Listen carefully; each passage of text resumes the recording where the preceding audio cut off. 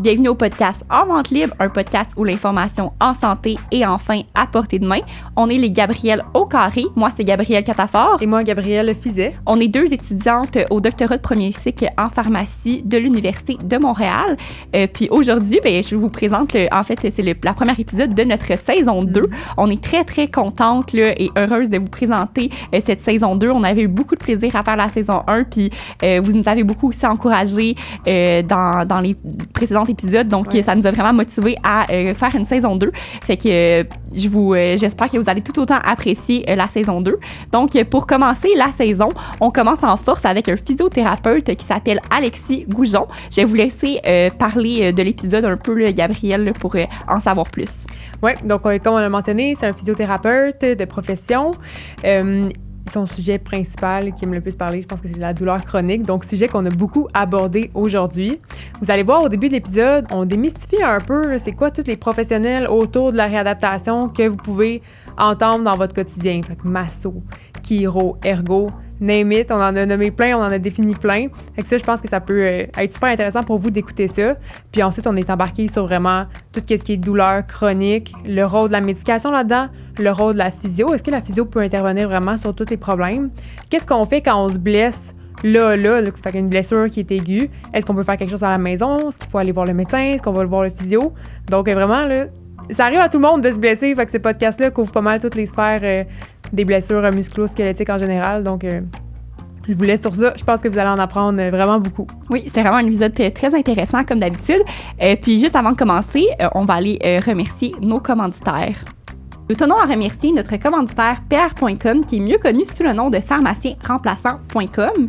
PR.com, c'est une équipe de pharmaciens remplaçants qui se concentre sur l'aspect humain et personnalisé du remplacement en pharmacie, afin de rendre l'expérience de remplacement de la pharmacie qui est de façon simple et agréable. L'équipe est encadrée par des pharmaciens remplaçants d'expérience qui adorent partager leur passion et leur expérience dans plusieurs sphères de la pharmacie au Québec. Donc, si jamais vous êtes pharmacien ou si vous connaissez ou êtes un propriétaire qui a des besoins en remplacement en pharmacie, faites confiance au service de pharmacienremplaçant.com. On tient aussi à remercier notre deuxième commanditaire qui est Question pour un pro. Question pour un pro, c'est quoi? C'est un site web qui permet la mise en relation entre un patient puis un professionnel de la santé. Donc, en gros, le patient peut poser une question en allant sur le site web. Et cette question-là, elle est automatiquement dirigée vers le bon professionnel à l'aide de l'intelligence artificielle. Quand on parle du bon professionnel, ça peut être, oui, un pharmacien, mais ça peut être un physiothérapeute, ça peut être une infirmière ou un autre professionnel de la santé, vraiment selon ce que la question du patient puis qu'est-ce que le patient a besoin. Donc, c'est super le fun. Puis, à l'inverse aussi, si on veut pas poser une question, mais qu'on se questionne sur un de nos problèmes de santé, mais à la place d'aller sur Google, taper notre problème de santé, directement sur la plateforme, on peut aller rechercher dans les anciennes questions. Fait que voir qu'est-ce que les pharmaciens ont répondu ou voir qu'est-ce que les autres professionnels ont répondu. Donc, c'est super intéressant. Puis, quant aux professionnels, qu'ils soient un pharmacien, physio ou infirmière, il y a maintenant accès à un plus grand bassin de patients qui nécessitent des soins directement liés à leur profession. Donc, en gros, rendez-vous sur questionpourunpro.com. Premièrement, c'est gratuit, c'est aussi confidentiel et hyper facile d'accès. La santé, c'est pas toujours clair. T'inquiète, c'est plus simple que ça en a l'air. Au podcast, en vente libre, les gars vont ton back.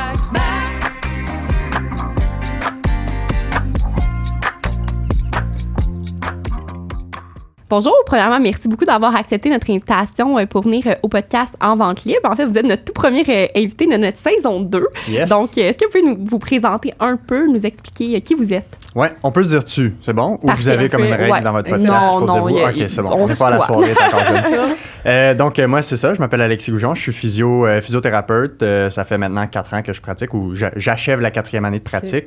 Gradué de l'Université de Montréal en 2018, donc.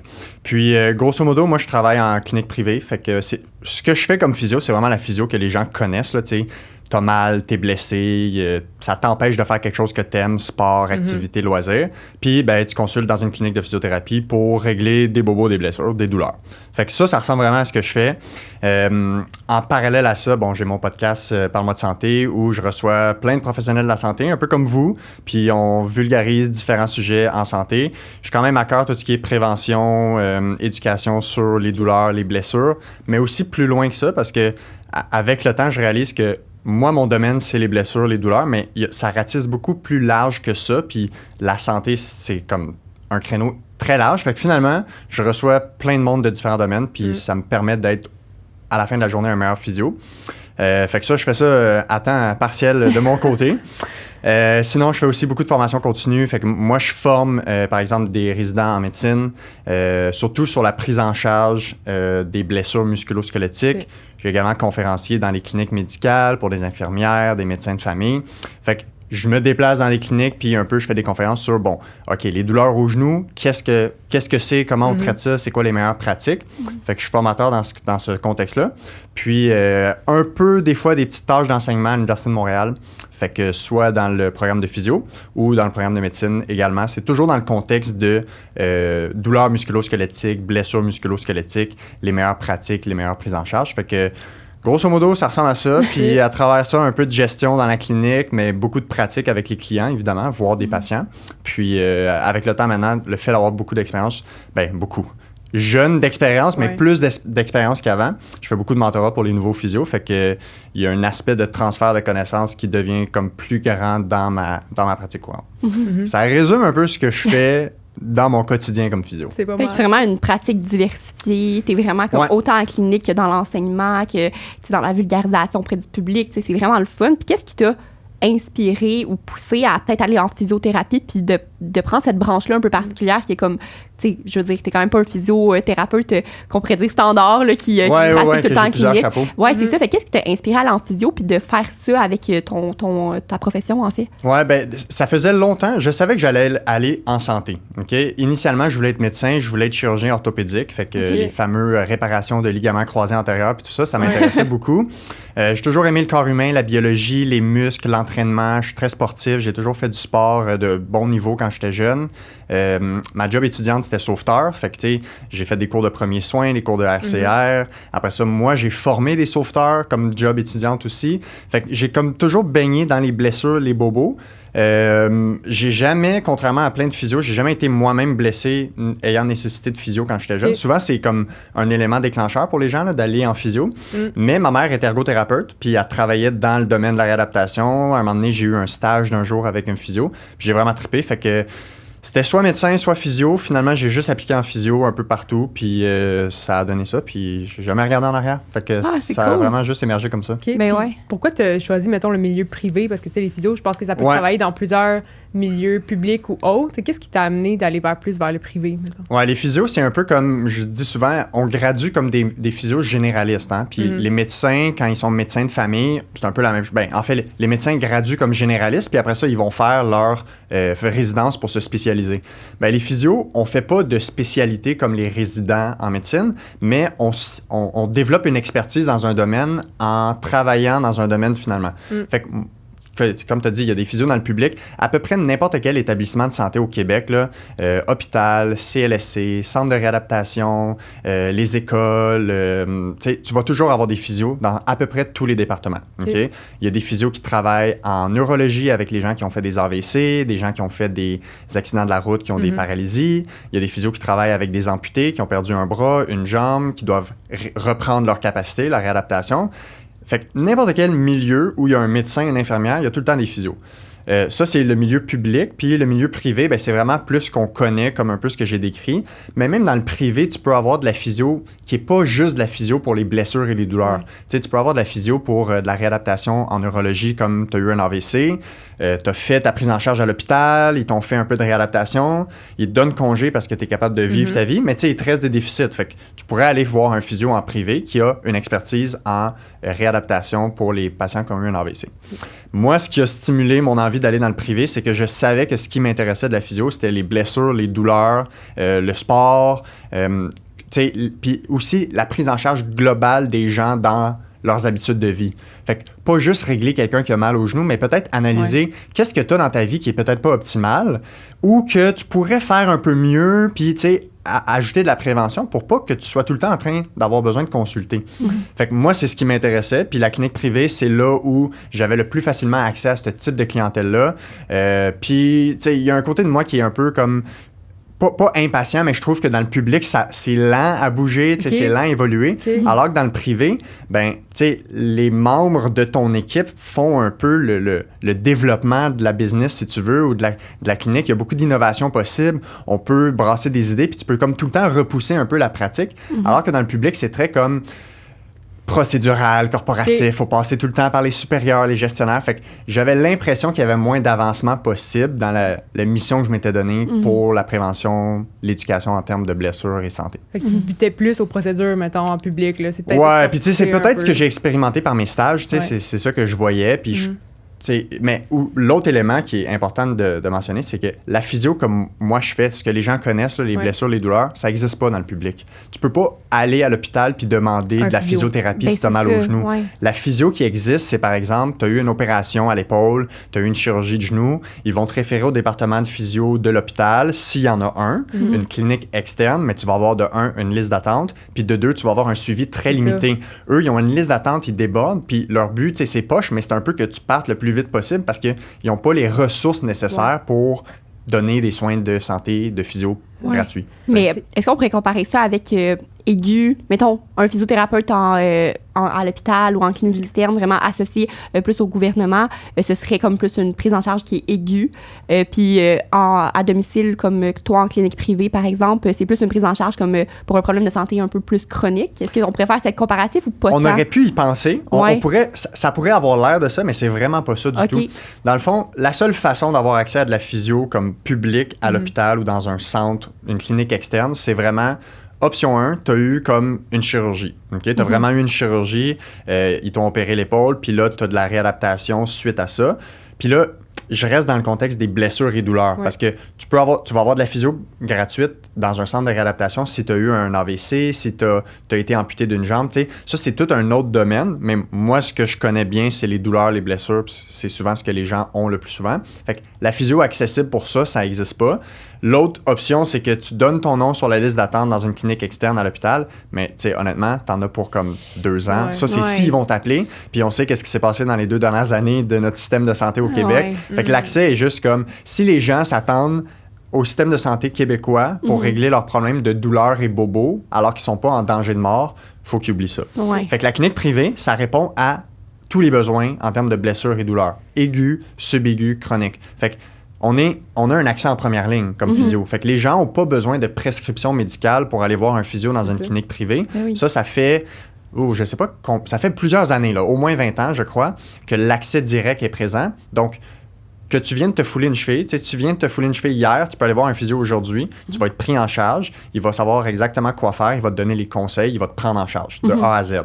Alors qu'il y en a beaucoup qui pensent encore qu'il faut aller voir le médecin. Fait qu'ils vont perdent 10 heures d'attente soit à l'urgence parce qu'ils n'ont pas de médecin de famille ou leur médecin de famille est en vacances, donc ils vont dans une clinique médicale, puis là, le médecin il va donner une prescription de physio, puis ils vont en physio. Mais il peut y avoir un délai de tout ça, tu sais. Alors que l'idéal, on le sait pour les blessures, les douleurs, le plus vite tu es pris en charge, surtout dans un cas aigu, le moins il y a de chances que tu chronicises parce que tu vas faire les bonnes choses au bon moment dans le bon ordre. Tu vas savoir quoi faire exactement. Mais, tu sais, est-ce que tu penses que, si on parle un peu comme d'assurance tout ça, parce que c'est vraiment un point majeur, en fait, de l'accès en santé, c'est l'argent, là, on s'entend, là. Fait que, tu sais, je sais qu'en clinique privée, ça le dit, il faut que tu payes, c'est privé, mais penses-tu que ça serait comme l'idéal pour régler un peu le problème au niveau comme du public, des listes d'attente de 2 ans qui n'ont pas d'allure pour quelque chose qui est aigu, de comme rendre ça accessible au public, tu sais, au moins un certain montant couvert, tu sais, par exemple, les médicaments, t'es pas couvert par une assurance privée, là, tu peux avoir la RAMQ qui va payer tes médicaments, un certain pourcentage. Mais tu penses-tu qu'on devrait peut-être appliquer ça aussi en physiothérapie? Il y a beaucoup de choses là-dedans. Comme clairement, il faut faire mieux pour l'accès aux soins. OK? Parce que la douleur chronique, si tu regardes ce que ça coûte aux contribuables, puis en termes d'enveloppe budgétaire, en termes d'incapacité, puis tu sais, inclus là-dedans toutes les invalidités au travail, les arrêts de travail, puis les coûts de qualité de vie. Si tu prends la douleur chronique, ça coûte plus cher que tous les cancers. OK? Mais les cancers, tu es traité gratuitement au Québec. Mais la douleur chronique, ça coûte plus cher à notre système de santé. On s'entend, il n'y a personne qui meurt d'un mal de dos. Il n'y a personne qui meurt d'une arthrose dans le genou. on peut mourir d'un cancer. Mais en termes de qualité de vie, en termes de ce que ça coûte, les gens qui consultent à l'hôpital, les radiographies inutiles, médications inutiles, les consultations avec un spécialiste en chirurgie inutile, parce que souvent, c'est pas la chirurgie qui règle le problème. Tout ça, c'est des coûts qui s'ajoutent. Fait que, est-ce qu'on pourrait sauver beaucoup d'argent en investissant, en donnant des séances de physio? La réponse, c'est oui. Il y a des études qui le prouvent. Au Québec, maintenant, on a des projets pilotes. Puis en fait, c'est plus que des projets pilotes. Maintenant, il y a des physios à l'urgence, qui sont les premiers à voir des patients qui consultent, par exemple, avec une douleur musculo-squelettique. Fait que tu as mal au dos, tu t'es barré le dos, tu t'en vas à l'urgence. D'habitude, tu voyais un médecin. Mais maintenant, il y a des hôpitaux. Puis des fois, il y a des hôpitaux, c'est soit un poste régulier ou c'est juste comme un projet dans une étude que tu vas voir un physio. Après avoir fait le triage, mettons. Tu vois l'infirmière spécialisée, elle dit, OK, ça, c'est une blessure musculo-squelettique, physio. Le physio va prendre en charge l'évaluation puis les recommandations. Et ce qu'on voit, c'est que si tu es pris en charge par un physio versus un médecin, ben c'est soit égal ou mieux du groupe physio. C'est-à-dire que ça coûte moins cher, il y a moins de prescriptions d'imagerie, moins de prescriptions de médicaments, satisfaction plus élevée, puis il y a moins de reconsultations pour le même problème. Puis les études qu'on a en ce moment sont relativement jeunes, mais c'est vraiment des bonnes données préliminaires. Puis là, il y a des études pan-canadiennes qui sont en train de se faire pour vraiment savoir si c'est un modèle qui est viable à long terme. Mais on le voit que ça sauve de l'argent. Et oui. Fait qu'au final, la réponse, c'est oui. On devrait avoir un certain, tu sais, peut-être un certain budget par année couvert par la RAMQ que tu peux dépenser peut-être, tu sais, puis on peut inclure plus large, peut-être soins psychologiques, physiothérapie, tu sais, kinésiologie, nutrition. Tu sais, c'est tous des éléments qui contribuent à promotion, prévention en santé. On sait que les blessures et les douleurs, c'est un immense élément de la santé publique au Québec, mais tu sais, on en reparlera tantôt quand on parlera de douleurs chroniques, mais comme la nutrition, le sommeil, la santé psychologique, c'est tout lié aux blessures et aux douleurs. Fait qu'à mon avis, il y aurait vraiment avantage à ce qu'on investisse là-dedans. Puis, ben, je pense que sur le long terme, on en sauverait, on deviendrait gagnant parce qu'on sauverait de l'argent, c'est sûr. Mais oui, assurément, c'est sûr. Qu'est-ce que tu penses? Tu me parlais de radiographie tantôt. Toi, jusqu'où ça arrête tes activités réservées aux physio? As-tu le droit, après une consultation, de prescrire une radio à un patient? Fait que c'est très récent, OK? On parle de, dans les 3-4 dernières années, que le physiothérapeute, ce qu'il a le droit de faire maintenant, c'est une prescription de radiographie dans un contexte de trauma aigu. Ce que ça veut dire en français, c'est que si tu viens d'avoir une blessure traumatique, là, c'est pas genre je sais pas trop ce qui est arrivé. T'es tombé, t'as chuté, peu importe, tu t'es blessé. Si tu vois le physio dans les 3 jours suivants, 72 heures, le physio a le droit de faire une prescription de radiographie pour éliminer une fracture. Le physio est formé pour savoir s'il y a une fracture ou non, ou pas nécessairement pour savoir s'il y a une fracture ou non, mais pour savoir s'il y a une suspicion de fracture qui nécessite d'investiguer avec une radiographie. Le problème, c'est que c'est très limitant parce que c'est juste 3 jours. Fait que si ça fait 4 jours et plus, le physio, il peut pas, faut que tu ailles à l'hôpital, faut que tu vois un médecin. Fait que c'est un premier pas, c'est pas parfait, mais c'est mieux.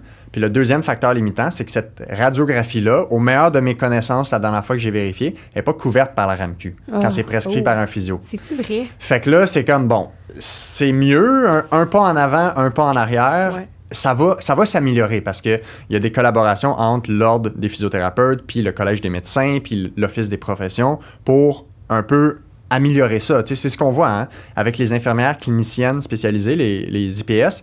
De plus en plus, c'est des actes délégués que les médecins faisaient, que les infirmières peuvent faire.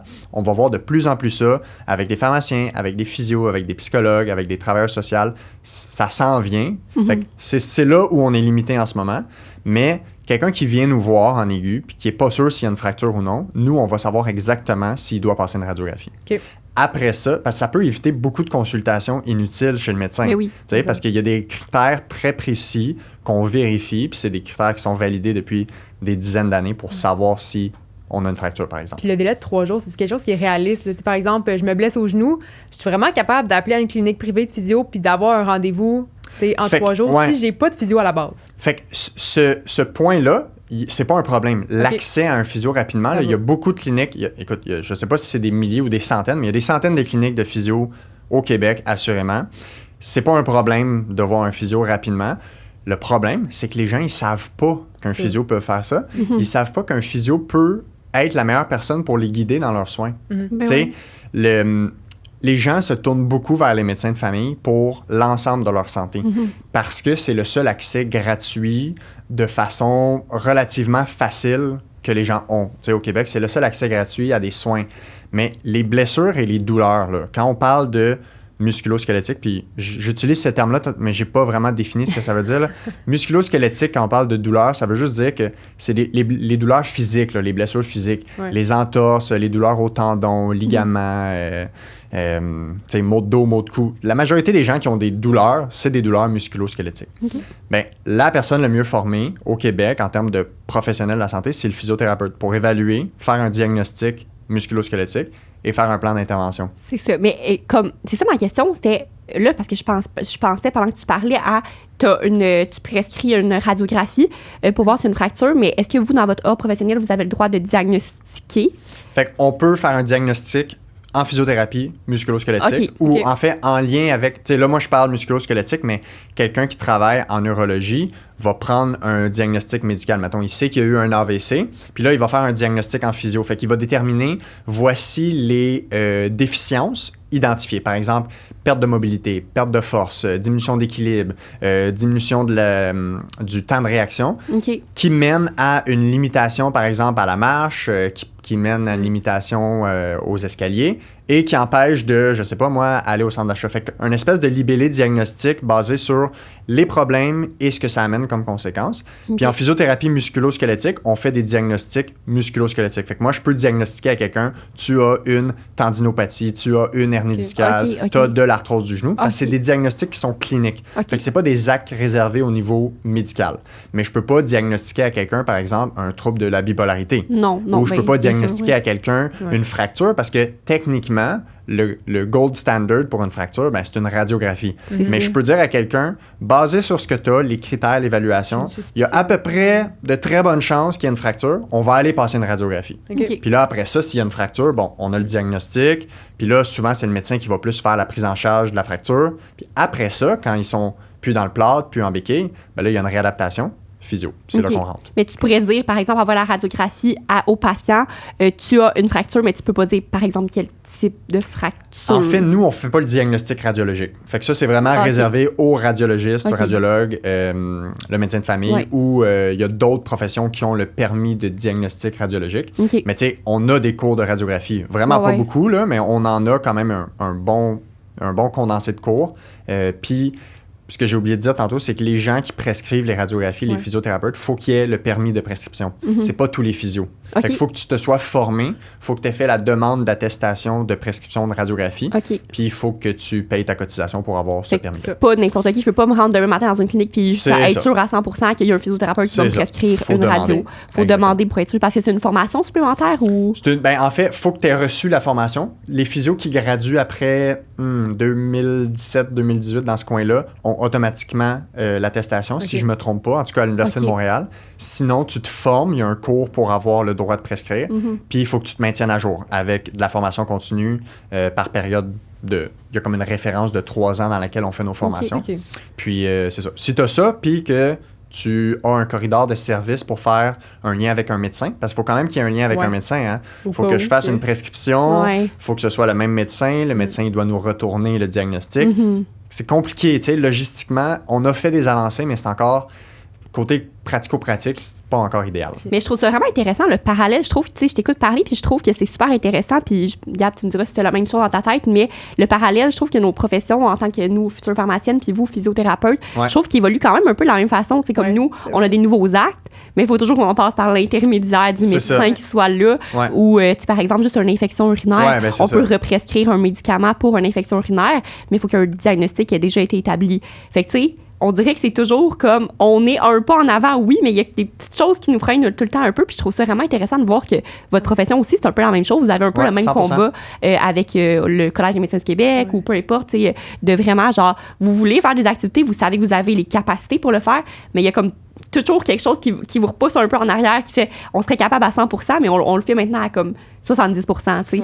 Puis il faut pas oublier que c'est des choses qui sont longues à mettre en marche, fait que c'est correct, tu sais, au moins il y a des changements qui se font, puis le président de l'Ordre des physios qui vient de sortir de son mandat. Là, il vient de faire 8 ans, Denis Pelletier. Il a terminé son mandat, ses 2 mandats.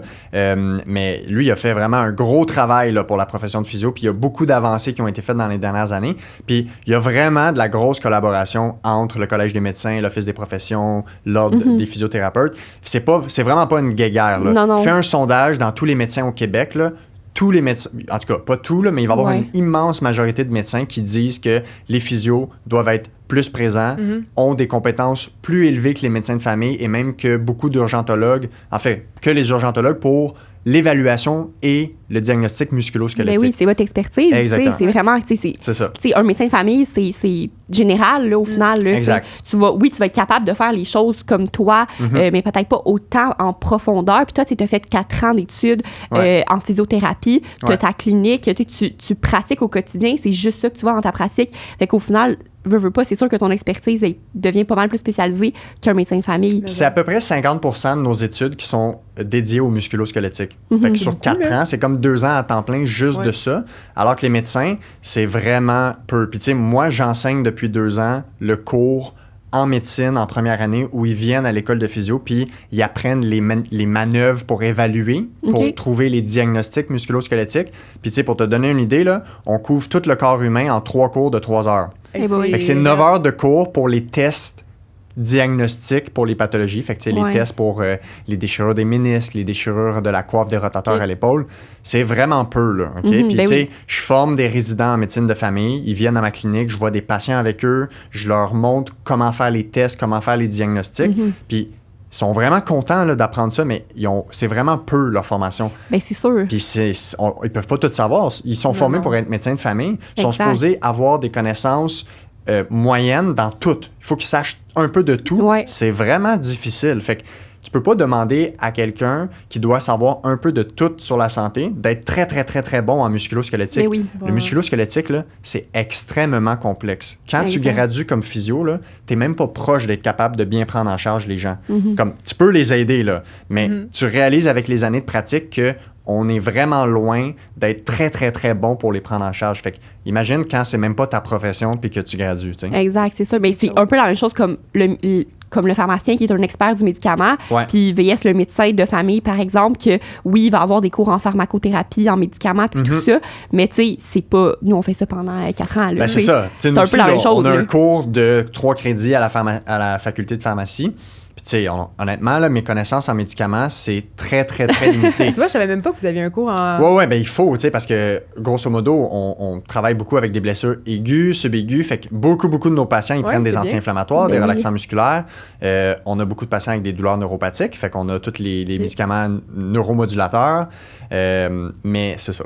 Faut avoir des connaissances un peu, mais jamais je pourrais dire à quelqu'un, voici ce que tu devrais prendre comme médication. Non, c'est sûr. Mais c'est ça qui est le fun, je pense. C'est la beauté de la chose aussi en même temps. On est tous quelque chose, on a tous une expertise particulière. Puis ensemble, on forme une belle équipe qui fait en sorte que le patient, il va avoir la meilleure prise en charge possible parce que chaque personne va avoir donné son 100% pour la prise en charge du patient. Le médicament, la physiothérapie, le médecin de famille avec le diagnostic. C'est tout ça ensemble. Ça fait vraiment comme une belle équipe, tu sais. Ça fait une belle équipe quand les gens s'entendent, puis quand les gens, encore mieux quand ils sont au même endroit. Le meilleur exemple de ça, c'est dans les centres de réadaptation, là, quelqu'un qui a eu un accident de voiture, puis qui a eu un traumatisme crânien cérébral, puis qu'après ça, il se retrouve à l'Institut de réadaptation de Montréal, puis qui fait de la réhabilitation, il va avoir une équipe là, avec un médecin, un physio, un ergo, travailleur social, psychologue, kinésiologue. Tout le monde est là pour l'aider. Puis eux, ils ont des rencontres chaque semaine pour parler des cas. Ça, là, c'est une vraie équipe interdisciplinaire. Ce que les gens ont dans le privé, c'est comme tout le monde travaille de leur côté. Fait que le médecin est dans son bureau, le physio est dans sa clinique, mettons le pharmacien est à la pharmacie, puis c'est très compliqué la communication entre tous ces gens-là parce que, de un, on est limité par le temps. De 2, la coordination entre les horaires. Tu sais, j'appelle le pharmacien, puis il répond pas. Il me rappelle, moi, je suis avec un patient, il me répond pas. C'est très complexe. Puis, souvent, il y a un peu comme les gens s'entendent pas sur soit les diagnostics, soit sur la meilleure conduite. Puis, ça peut être très mêlant pour un patient quand ton pharmacien dit quelque chose, ton physio dit quelque chose, tu vois un ostéo, un chiro on the side qui dit quelque chose d'autre, puis le médecin dit quelque chose d'autre. C'est vraiment pas idéal. Fait que la collaboration multidisciplinaire est vraiment importante, mais ça peut encore être optimisé, puis il faut trouver des façons d'avoir des meilleures instances de communication, parce qu'au final, c'est le patient qui devrait être au centre de ça, puis il ne faut pas que le patient, il faut pas que ça lui nuise qu'il y ait trop de monde impliqué. Des fois, trop de monde impliqué, c'est pire que pas assez de monde impliqué. Surtout dans un contexte de tout le monde est en privé, puis il n'y a personne qui se parle, il n'y a pas un milieu physique où tout le monde se rencontre pour parler du patient donné, ben au final, ça fait juste plus de communication pour rien, plus de malentendus pour rien. Puis on s'entend que le vieux fax, là, on est tanné de l'entendre, mais nous, c'est comme ça. En formation, on marche par fax. Là, fait que c'est pas la meilleure façon du monde pour communiquer aussi. Mais avant qu'on parle, parce que je veux vraiment qu'on parle de pharmacie, physio, le lien, les blessures, tout ça. Mais là, tu as parlé d'ostéopathe, tu as parlé de chiro, tu as parlé de...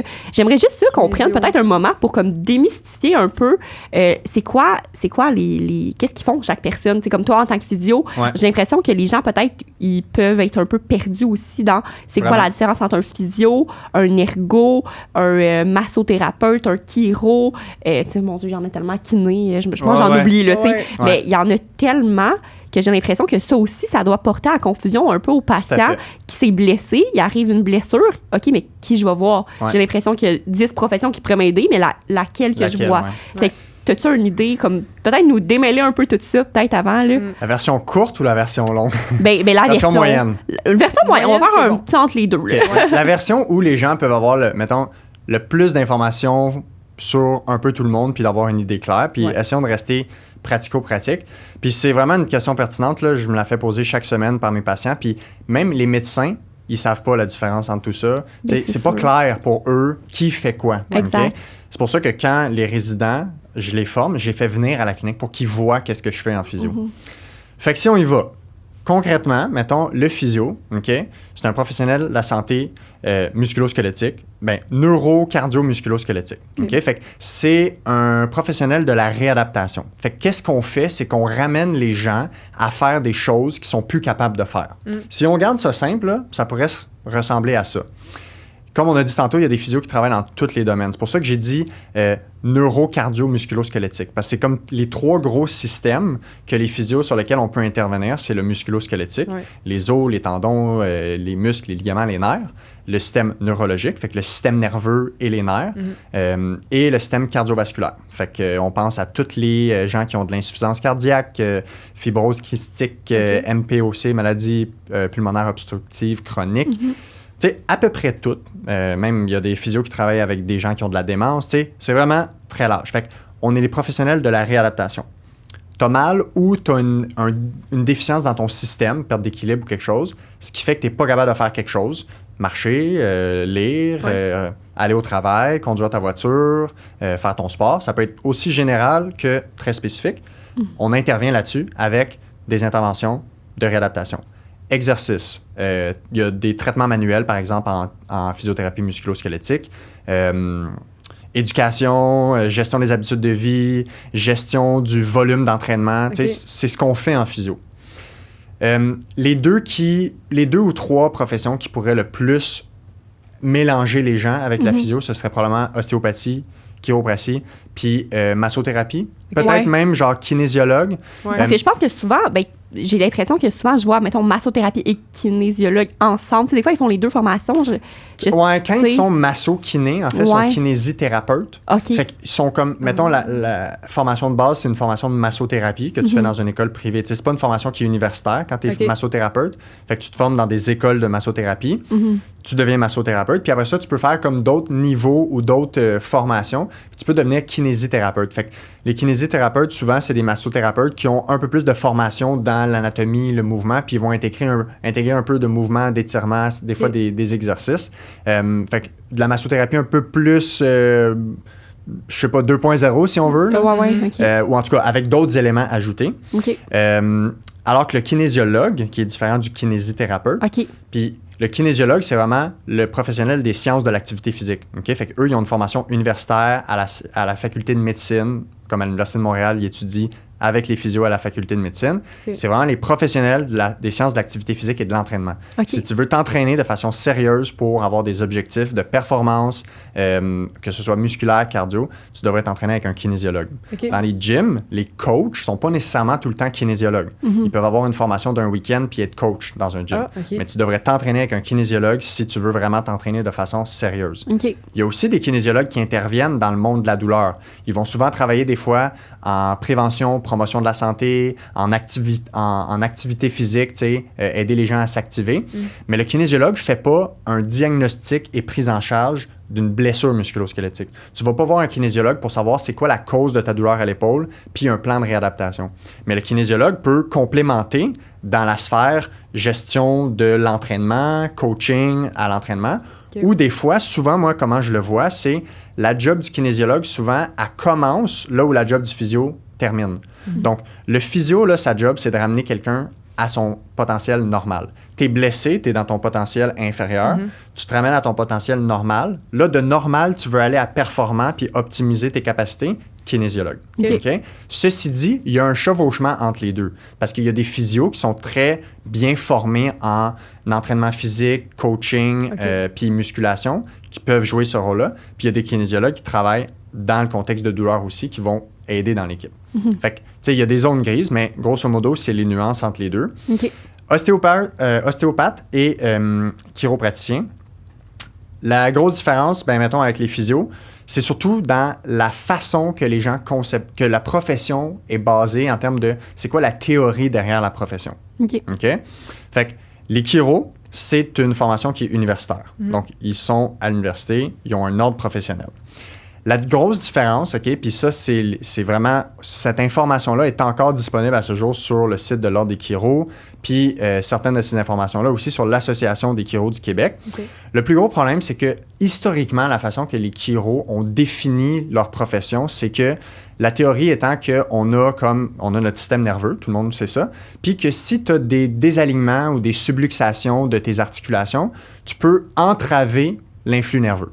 Okay? Puis que ça peut causer des maladies ou des blessures à tes organes. On parle des organes autant que les muscles, les articulations.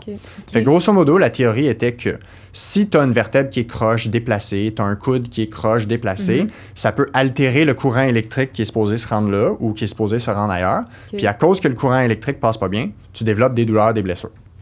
Et historiquement, qu'est-ce qu'on fait? On fait des ajustements chiropratiques pour corriger l'alignement ou corriger le désaxement des vertèbres ou des articulations pour rétablir le courant pour que le corps puisse comme un peu s'auto-réguler. Fait qu'il y a un aspect de le corps est supposé s'auto-réguler, puis l'homéostasie, puis le corps est supposé être capable de s'auto-gérer. Ceci dit, il y a beaucoup de chiros qui n'adhèrent plus à cette théorie-là. Mais c'est ça que j'allais dire, ça sonne... Scoop, cette théorie-là est invalidée scientifiquement. Oui, c'est ça, j'allais dire, ça sonne pas scientifique. C'est ça, elle n'est pas validée scientifiquement. Ceci dit, il y a beaucoup de chiros là, qui vont plus du tout dans cette explication-là, puis dans cette façon de concevoir les choses. Il y a des chiros que je connais qui sont excellents, qui font à peu près les mêmes choses qu'on fait en physio. Donc, ils font de la prise en charge musculo-squelettique avec des traitements, des conseils, des exercices. Mais historiquement, le chiro, on l'associe à quoi? À des manipulations. Fait que, tu sais, craquer le cou, craquer le dos. Ça va beaucoup plus que ça maintenant. Par contre, si tu regardes à travers le monde, c'est environ 33%, la dernière étude, c'est 33% des sites de cliniques de chiro qui disent encore mettre de l'avant cette théorie-là. C'est la théorie de la subluxation qu'on l'appelle. Tu as une vertèbre qui est un peu croche. Fait que c'est ça le bémol avec l'aspect de pratique des chiros quand elle est là. Parce qu'il y a bien des chiros là, qui se dissocient complètement de ça. Mais l'Association québécoise des chiros n'a pas encore enlevé ça de son site Internet. Il y a beaucoup de cliniques de chiros au Québec qui n'ont pas encore enlevé ça de leur site Internet, qui expliquent encore que c'est ça qu'ils font. T'sais.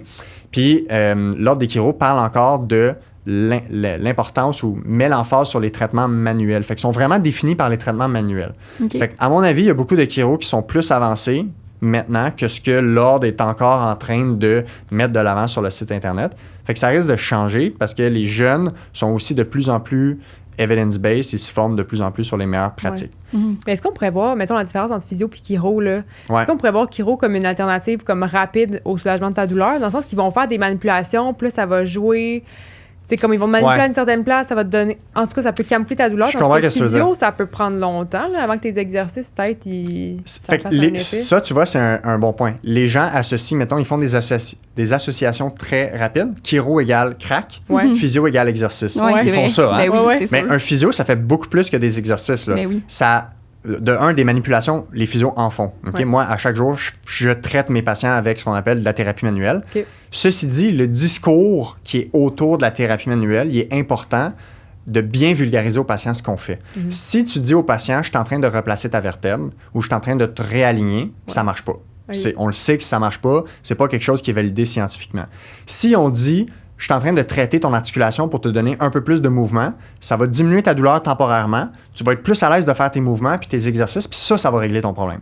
Ça, c'est un discours qui a de l'allure autour de la thérapie manuelle. Mais le discours de dire que nos mains corrigent les gens, replacent des articulations, replacent des vertèbres, on le sait que c'est faux. C'est pas juste une opinion, là. C'est vraiment, ça ne fonctionne pas. La littérature a complètement démenti ces théories-là. Okay? Fait que le soulagement temporaire, le physio peut faire des manipulations qui donnent du soulagement temporaire. Le chiro peut faire des manipulations qui donnent du soulagement temporaire. L'ostéopathe peut faire des manipulations qui donnent du soulagement temporaire. Le masseur peut faire un massage, puis tu te sens très bien. La différence, c'est qu'est-ce qui se passe après. Si ton traitement, ta prise en charge, c'est juste un aspect manuel, le thérapeute, peu importe lequel, te touche, te masse, te manipule, fait cric, peu importe ce qu'il fait, puis que tu retournes chez toi puis qu'il n'y a rien d'autre, tu n'as pas eu de diagnostic, tu n'as pas eu de conseils sur quoi faire, quoi pas faire, tu n'as pas eu d'encadrement sur modification des habitudes dans tes sports temporairement, gestion du volume de course si tu es un coureur, puis tu n'as pas eu d'exercice thérapeutique, c'est sûr que tu n'es pas pris en charge de la façon idéale. Parce que en 2022, ce qu'on sait, c'est que pour les blessures musculo-squelettiques et les douleurs, inclus là-dedans les douleurs aiguës que les douleurs chroniques, la chose la plus à jour, la meilleure science pour traiter ça, c'est évaluation diagnostic, conseil, éducation, gestion des activités, exercice, puis en parallèle, favoriser l'auto-prise en charge par tout ça, tu sais, l'éducation, les exercices. Puis en parallèle, c'est correct d'avoir des traitements manuels pour soulager temporairement, mais ça devrait jamais être utilisé en ce qu'on appelle une monothérapie. Tu devrais pas faire juste ça. Ce qui est logique aussi, là. Il faut que tu comme si le patient il s'est blessé dans un contexte X, puis que tu lui apprends pas comment pallier à ça dans son quotidien, puis à comme le rééduquer, ben c'est logique que ça va toujours revenir, là, tu sais. C'est ça. Puis tu sais, il y a beaucoup de professions que eux, ils sont formés pour la partie juste manuelle. Tu sais, les massothérapeutes n'ont pas la formation requise pour faire un diagnostic puis donner des exercices thérapeutiques. Ils sont beaucoup mieux formés que les physios pour masser. Moi, si je veux me faire masser, j'irai voir un massothérapeute. J'irai pas voir un physio, OK, honnêtement. Mais pour les exercices thérapeutiques, c'est pas les massothérapeutes qui ont la formation pour ça. Les chiros, c'est assez vague pour moi, c'est quoi la formation dans le cursus qu'ils ont en termes d'exercices thérapeutiques. Je sais qu'il y en a plein qui vont en donner, qui vont se former après ça pour donner des exercices, mais à l'école de physio, une grosse partie de ce qu'on apprend, c'est quel exercice donner pour quelle pathologie. Okay? Fait que ça, c'est clairement le nerf de la guerre dans les blessures et les douleurs. Fait que là, chiro, ostéo, physio... C'est un peu ça, certaines différences. Excuse-moi, mais je comprends pas encore, on dirait. C'est quoi la différence entre chiro et physio? Genre, pourquoi j'irais voir un chiro dans la vie? Ben, c'est une très bonne question. On dirait que, genre, tu me l'as tout expliqué. Non, mais OK, je comprends. La nuance, c'est que, en fait, si tu vois quelqu'un... Parce que maintenant, il y a des gens qui font juste dire, va voir un professionnel de la réadaptation musculo-squelettique. Parce que il y a des physios puis des chiros qui font exactement la même job. Ils font exactement la même chose. Tu pourrais pas différencier ce qu'ils font. OK? Je crois, à mon humble avis, puis tu sais, j'ai un biais, je suis physio, il y a probablement une plus grande proportion de physios, au Québec en tout cas, qui font plus évaluation, diagnostic, conseil, exercice, manipulation, qui font plus l'ensemble général. Okay? Puis il y a peut-être une plus grande proportion de chiropraticiens au Québec qui font surtout des manipulations. Okay? Ceci dit, moi, ma réponse, ce serait... faudrait que tu ailles voir quelqu'un en qui, de un, tu as une bonne relation de confiance. Okay? Si tu n'en as pas, faudrait que rapidement la personne te mette en confiance. Puis une fois que tu es allé voir, que ce soit un physio ou un chiro, la première séance, si tu n'as pas eu de diagnostic, si tu ne sais pas quoi faire, quoi pas faire, si tu n'as pas d'exercice puis de conseils pour quoi faire à la maison, tu n'es probablement pas à la bonne place. Okay? Peu importe que ce soit un physio ou un chiro, parce que les gens, ils me disent souvent, hey, es-tu en train de bâcher les ostéos, les chiros? Pas du tout. Je suis très strict à l'égard des physios aussi. Il y a beaucoup de physios qui font pas de la bonne physio, de la bonne pratique de prise en charge de blessures. Tu sais, je sais pas si vous connaissez un peu l'électrothérapie. Fait que, tu sais, les TENS, les ultrasons pour soulager les douleurs. Ouais. Il y a bien encore des physios au Québec que si tu vas les voir pour une blessure, ben ils vont te masser un peu, ils vont te mettre de la chaleur, de la glace, ils vont te brancher sur une machine électrique pour diminuer ta douleur temporairement, ils vont te faire des exercices dans un coin, puis après ça, ils te renvoient chez toi. Ça, là, c'est pas parce que t'es physio que c'est de la bonne pratique. C'est pas de la bonne pratique. Alors qu'il y a des chiros qui peuvent faire des manipulations, donner des exercices, des conseils, favoriser la personne à s'auto-prendre en charge. C'est de la bonne pratique. OK, je comprends, ouais. C'est juste que moi, je sais la formation qu'on reçoit en termes d'exercices thérapeutiques en physio. Fait qu'il y a probablement une plus grande proportion de chances que tu aies des exercices parce que les physios sont souvent connus pour ça. OK? Mais c'est ça. Je comprends que les gens sont mélangés. Ben c'est ça, parce que c'est quand même, tu sais, je veux dire, ça s'entrecoupe pas mal. Là, puis, fait qu'au final, c'est juste le professionnel de la santé, comment qui va te prendre en charge, puis les conseils qu'il va te donner. Puis il faut que tu te sentes en confiance avec le professionnel, comme tu dis, mettons, entre un physio puis un chiro, là, puisque ça se ressemble quand même. Là, ouais, ça se ressemble, mais ceci dit, puis les deux, tu sais, mettons, entre physio, ostéo, chiro, physio et chiro sont les deux seuls qui ont un ordre professionnel. Fait que déjà là, c'est déjà mieux quand tu as un ordre professionnel parce que tu as une rigueur dans le programme, dans la formation, tu as une demande de formation continue, tu as un processus de se faire inspecter. Qu'en ostéopathie, ils n'ont pas. Il y a des démarches en ce moment pour qu'il y ait un ordre professionnel, mais c'est pas là en ce moment. Puis, tu sais, la différence, c'est vraiment comme qu'est-ce qui se passe avec la personne qui te prend en charge, tu sais. Fait que c'est plus que maintenant, au lieu de donner vraiment un conseil sur comme qui aller voir, c'est sûr que moi, je vais référer à quelqu'un en physio. Mais je vais référer à un physio de confiance parce que même de dire à quelqu'un va voir un physio, il y a tellement de physios différents avec tellement d'approches différentes. Fait que c'est difficile encore, même à l'intérieur des physios, de trouver quelqu'un qui a exactement la bonne pratique ou d'avoir confiance tout le temps dans le processus. Mais ceci dit, je comprends que les gens soient mélangés. Mais tu vois, comme ayant fait une année en physio, j'ai eu des profs dans mon parcours, puis quand j'ai eu besoin d'aller consulter un physio, ben là, j'étais à Sherbrooke, puis ça tombait que comme je réside en Estrie, fait que comme tous mes profs sont proches, puis ben j'ai trouvé une clinique que un de mes profs travaillait, puis je voulais aller consulter lui parce que je l'ai vu pratiquer avec les étudiants et tout, fait que je comprends que... Moi, mon conseil aux gens, c'est tout le temps, demande à un proche que tu connais qui a une référence d'un physio de confiance, un ou une physio. C'est toujours mieux si tu y vas avec une référence de confiance. Mais sinon, là, en dedans de 1, 2, 3 séances, là, si tu n'as pas eu de diagnostic, si c'est pas clair pour toi, c'est quoi le problème, si tu n'as pas reçu de conseils sur quoi faire, quoi pas faire, si tu sais pas quoi faire pour diminuer ta douleur quand tu as mal chez toi, puis tu n'as pas d'exercice pour te prendre en charge, puis de conseils sur « OK, arrête un peu la course, là, reprends un peu le vélo, ceci, cela », tu n'es pas à la bonne place. Peu importe c'est qui le professionnel que tu vois. OK? Fait que, tu sais, pour aider les gens à choisir, c'est ça que je dis maintenant. Puis, tu sais, l'ostéo, si on parle de... Tu sais, je parlais des théories de comment les gens conceptualisent la profession. L'ostéo, c'est basé sur les sciences ostéopathiques, qui sont différentes des sciences de la faculté de médecine et qui sont différentes des sciences chiropratiques. La physiothérapie, c'est la seule profession qui est issue des sciences de la faculté de médecine. Alors que ostéo, c'est sciences ostéopathiques. Puis c'est quoi une science ostéopathique? Fait que la science ostéopathique, si on regarde historiquement depuis que ça a été créé, c'est que, encore une fois, on revient au fait que le corps a la capacité de s'auto-réguler et que si tu as une perte de mobilité ou de souplesse d'un tissu, d'un organe, ça peut être l'épaule, ça peut être le foie, ça peut être le cœur, ça peut être l'estomac, que ça peut causer des blessures, douleurs, des problèmes, des problèmes de santé. Puis qu'en rétablissant ce mouvement-là, ben, tu vas rétablir la capacité du corps à s'auto-réguler. Fait qu'encore une fois, cette théorie-là de la science ostéopathique n'est pas démontrée scientifiquement. On n'est pas capable de prouver que c'est vrai. Fait que si tu prends les études les plus rigoureuses, là, les méta-analyses, les revues systématiques, grosso modo, cette théorie-là qui base l'ostéopathie, ça ne marche pas. Ceci dit, encore une fois, il y a des ostéos qui se dissocient de ça. Mais si tu regardes les gros sites d'associations d'ostéopathes au Québec, c'est encore ça qui est mis de l'avant. C'est mis de l'avant une science d'approche manuelle, de traitement manuel, avec une expertise palpatoire très précise que tu peux sentir les problèmes avec tes mains.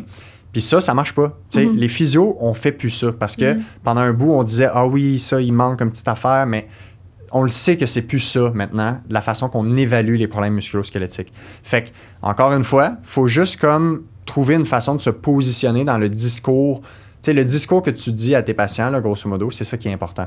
Faut pas que tu dises des choses qui ont pas d'allure dans la façon de prise en charge. Puis c'est autant pour les physios que les chiro, que les ostéos, peu importe. Il y a des physios, non, qui sont aussi ostéopathes. Ouais. J'imagine qu'ils ont peut-être pas le côté médecine ostéopathique puis qu'ils prennent juste le côté plus scientifique de la chose. C'est un peu touché, je trouve, comme les deux professions ensemble. Je suis 100% d'accord. J'en ai parlé j'ai fait un épisode avec le pharmacien à mon podcast, puis on en a parlé de ça, tu sais. Puis grosso modo, les physio-ostéos, les physio-approches ostéo, tu sais, c'est des physiothérapeutes, ils sont gradués physio, ils payent leur cotisation à l'ordre, mais ils se sont formés comme ostéo en parallèle. Puis là, dans leur pratique de physio, quand ils font un traitement de physiothérapie puis qu'ils facturent comme un physiothérapeute, ils incluent un peu des concepts d'ostéo qu'ils ont appris. C'est un peu zone grise, là. Parce que, tu sais, en tout cas, c'est un peu zone grise pour moi. Qu'est-ce que t'en penses? C'est quoi ton opinion personnelle, si tu veux la partager? Mon opinion personnelle, c'est que c'est peut-être un préjugé, mais je pense que des fois, ça peut passer pour facturer comme physio des traitements d'ostéo qui sont souvent pas remboursables par les assurances. Okay. Fait que ça, c'est une affaire. Puis si c'est ça, ben, tu sais, c'est pas idéal, on s'entend? À la limite, un peu de la fraude, là. Mais, tu sais... C'est ça l'affaire. C'est que c'est difficile de réglementer parce que il y a beaucoup de choses que tu regardes un physio faire, un ostéo puis un chiro, puis t'es comme, ils ont l'air de faire la même affaire. Mm-hmm. Mais la réflexion derrière ce qu'on fait est juste complètement différente. Ben ouais. OK? Fait qu'un physio, là, si tu lui demandes pourquoi tu es en train de me manipuler, il va te dire, il manque de mobilité à ta cheville, puis quand tu fais ton squat, t'es pas capable de descendre aussi bas. Donc, ta cheville, elle pousse plus loin qu'elle devrait. Mm-hmm. On va lui donner de la mobilité. Ça va être plus facile après ça de faire tes squats. Puis là, tu vas être capable de te reprendre en charge, faire des exercices pour rebâtir ta capacité. Puis tu n'en auras plus de mal à la cheville. Mm-hmm. Ça, c'est la logique d'un physio derrière qu'est-ce qu'il fait. Ça peut être aussi la logique d'un chiro, de la façon qu'il traite. C'est juste que si on parle à quelqu'un en disant « Je suis en train de réaligner tes hanches, je suis en train de corriger ton bassin, tu as une jambe plus longue que l'autre, on va la tirer pour l'allonger. » Tu sais, tu ris, mais c'est des choses qui existent encore dans le discours. On dirait que de faire dire ça, je serais comme quoi? c'est ça. la Fait que le discours derrière ce que les gens font, pour moi, est des fois plus important que ce que les gens font réellement. Mais oui, t'sais, c'est sûr. Dans la limite du raisonnable. Là, Puis c'est quoi un massothérapeute? Ouais, fait que massothérapeute, grosso modo, comme je disais tantôt, c'est une formation dans une école de massothérapie. Puis ce que tu donnes, c'est des soins de massothérapie. Fait que c'est vraiment, ils vont traiter souvent, c'est plus les muscles, les tissus mous. Là. Okay. Fait que massage, là, il y a différents types de massages. Là, je suis pas expert là-dedans, mais il y a des massages thérapeutiques, des massages de détente. Fait qu'il y a plein de techniques de massage différents.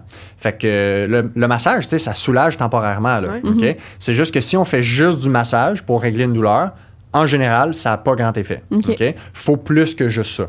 Ceci dit, le massage, ça fait du bien à bien du monde. Comme l'ostéo, ça fait du bien à bien du monde. C'est pas parce qu'une intervention n'a pas démontré son efficacité au niveau scientifique qu'il n'y a pas des gens qui vont se sentir soulagés par ça. C'est sûr, ben oui. T'sais, moi, je fais juste mettre mes mains sur quelqu'un des fois, puis ils sont comme « Wow, ça me fait tellement de bien. » Parce que le toucher humain, le toucher thérapeutique, c'est déjà quelque chose, tu sais. Puis c'est très contextuel, c'est très,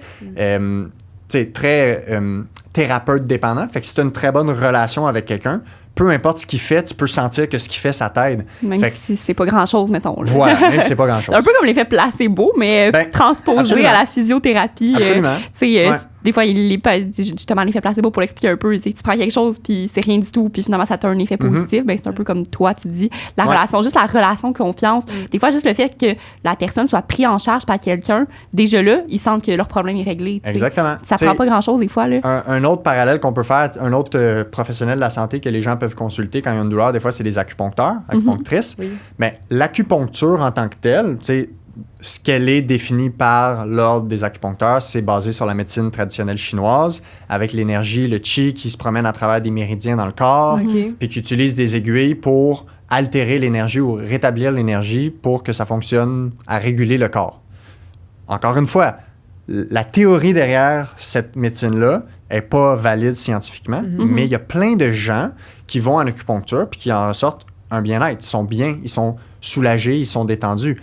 Puis il y a des acupuncteurs qui n'utilisent pas la médecine traditionnelle chinoise comme explication. Tu sais, parce qu'il y a des physios qui utilisent les mêmes aiguilles que l'acupuncteur pour faire ce qu'on appelle des aiguilles sous le derme ou de l'acupuncture en physiothérapie, que grosso modo, ils utilisent les aiguilles pour relâcher les muscles. On parle pas d'énergie puis de médecine traditionnelle chinoise, on parle juste d'une aiguille dans un muscle pour relâcher le muscle qui pourrait avoir le même effet qu'un massage ou une manipulation.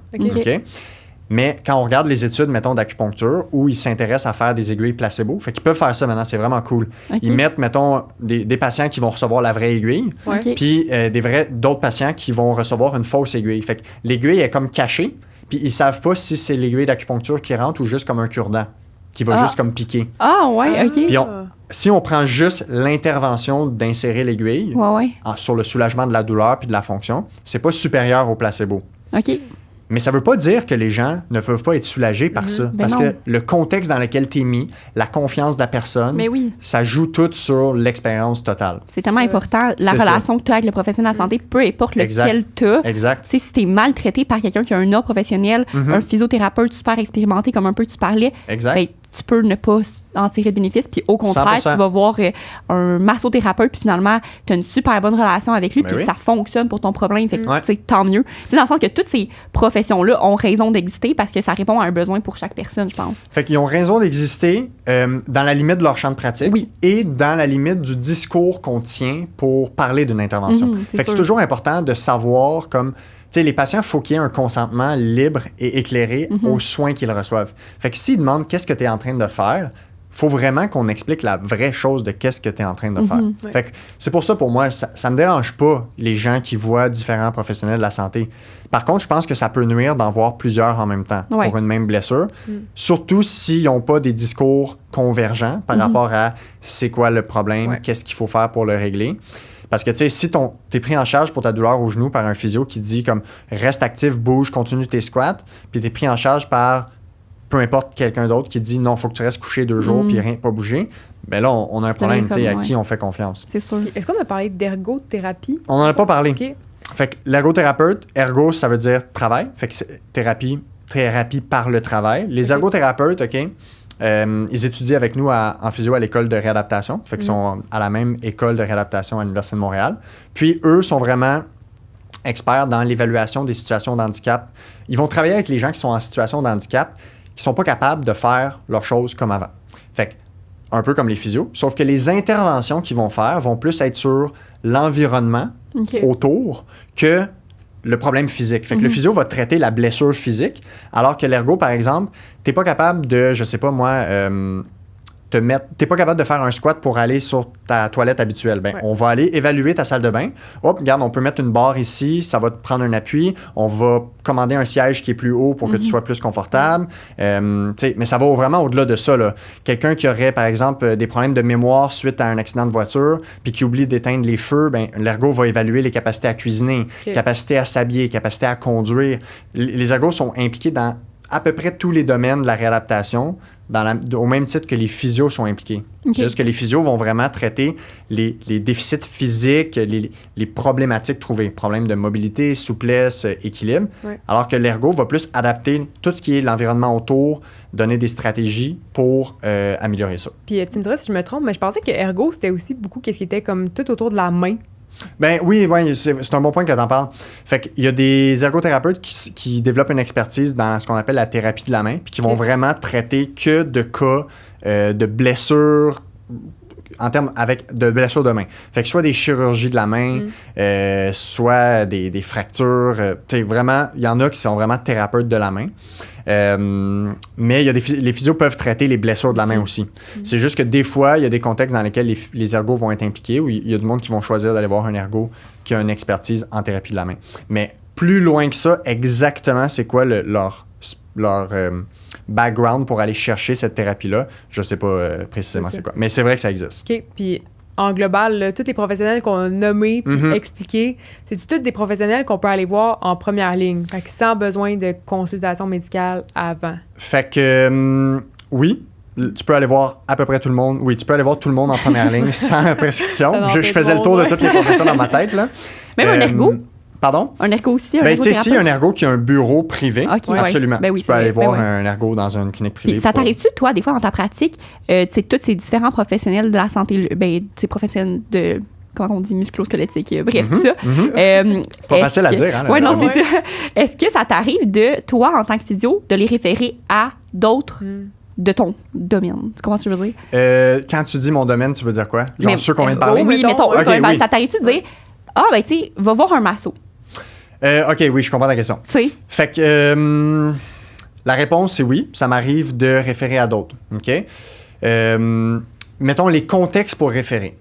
Quand je sens que dans ce que moi, j'ai besoin d'accomplir pour ramener la personne à son plein potentiel, il y a des interventions qui sortent de mon champ d'expertise pour que la personne réussisse à se rétablir de sa blessure. Là, je vais référer. Un exemple, ce serait la personne a un trouble d'anxiété généralisé et avec mon bagage d'être capable de donner des conseils et des outils pour la gestion du stress et de l'anxiété, on est plus rendu dans la psychopathologie, puis mon bagage n'est pas fait pour traiter ça. Et j'identifie que le trouble d'anxiété généralisé va nuire à la capacité de la personne de guérir sa blessure. Je vais demander une référence, par exemple, soit en psychologie, psychothérapie. Il y a des ergothérapeutes qui sont expertes en santé mentale aussi. Puis, tu sais, idéalement, ce serait la psychothérapie que ça prend, mais l'accès en psychologie au Québec, on sait ce que c'est en ce moment. Fait que bref, ça, c'est un contexte. Okay? Un autre contexte, ce serait, par exemple, quelqu'un qui a des problèmes cognitifs organisationnels, je pense surtout aux commotions cérébrales. Fait que moi, on traite des commotions cérébrales en physio. Puis suite à une commotion, tu peux avoir toutes sortes de troubles cognitifs, mémoire, organisationnelle, concentration.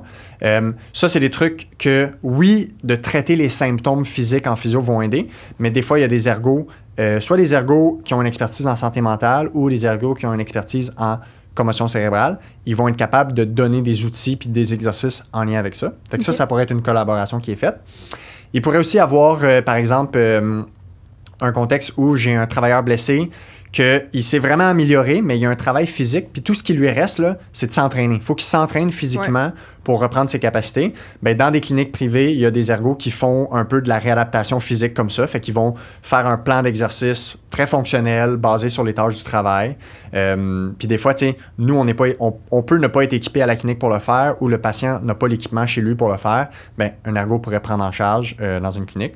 Un physio pourrait faire cette job-là aussi, là. C'est juste qu'il faut avoir l'équipement puis la prise en charge pour le faire dans la clinique. Puis parlant de collaboration, parle-nous donc de la collaboration entre physio et pharmacien. Ça t'arrive-tu des fois de communiquer avec le pharmacien ou c'est... Fait que ça m'est jamais arrivé, OK? Ça devrait arriver. Fait que c'est la première fois qu'on a... Ouais, c'est vrai. C'est une première. Excuse, je rectifie. C'est jamais arrivé directement de vive voix, OK? Ça m'arrive souvent de faire... ça m'arrive occasionnellement de faire une petite note au patient qui amène à son pharmacien où je juge qu'il y a quelque chose en lien avec la médication à ajuster. OK? Puis ça peut être un bon moment pour parler de la médication puis des douleurs, là, puis de cette collaboration-là.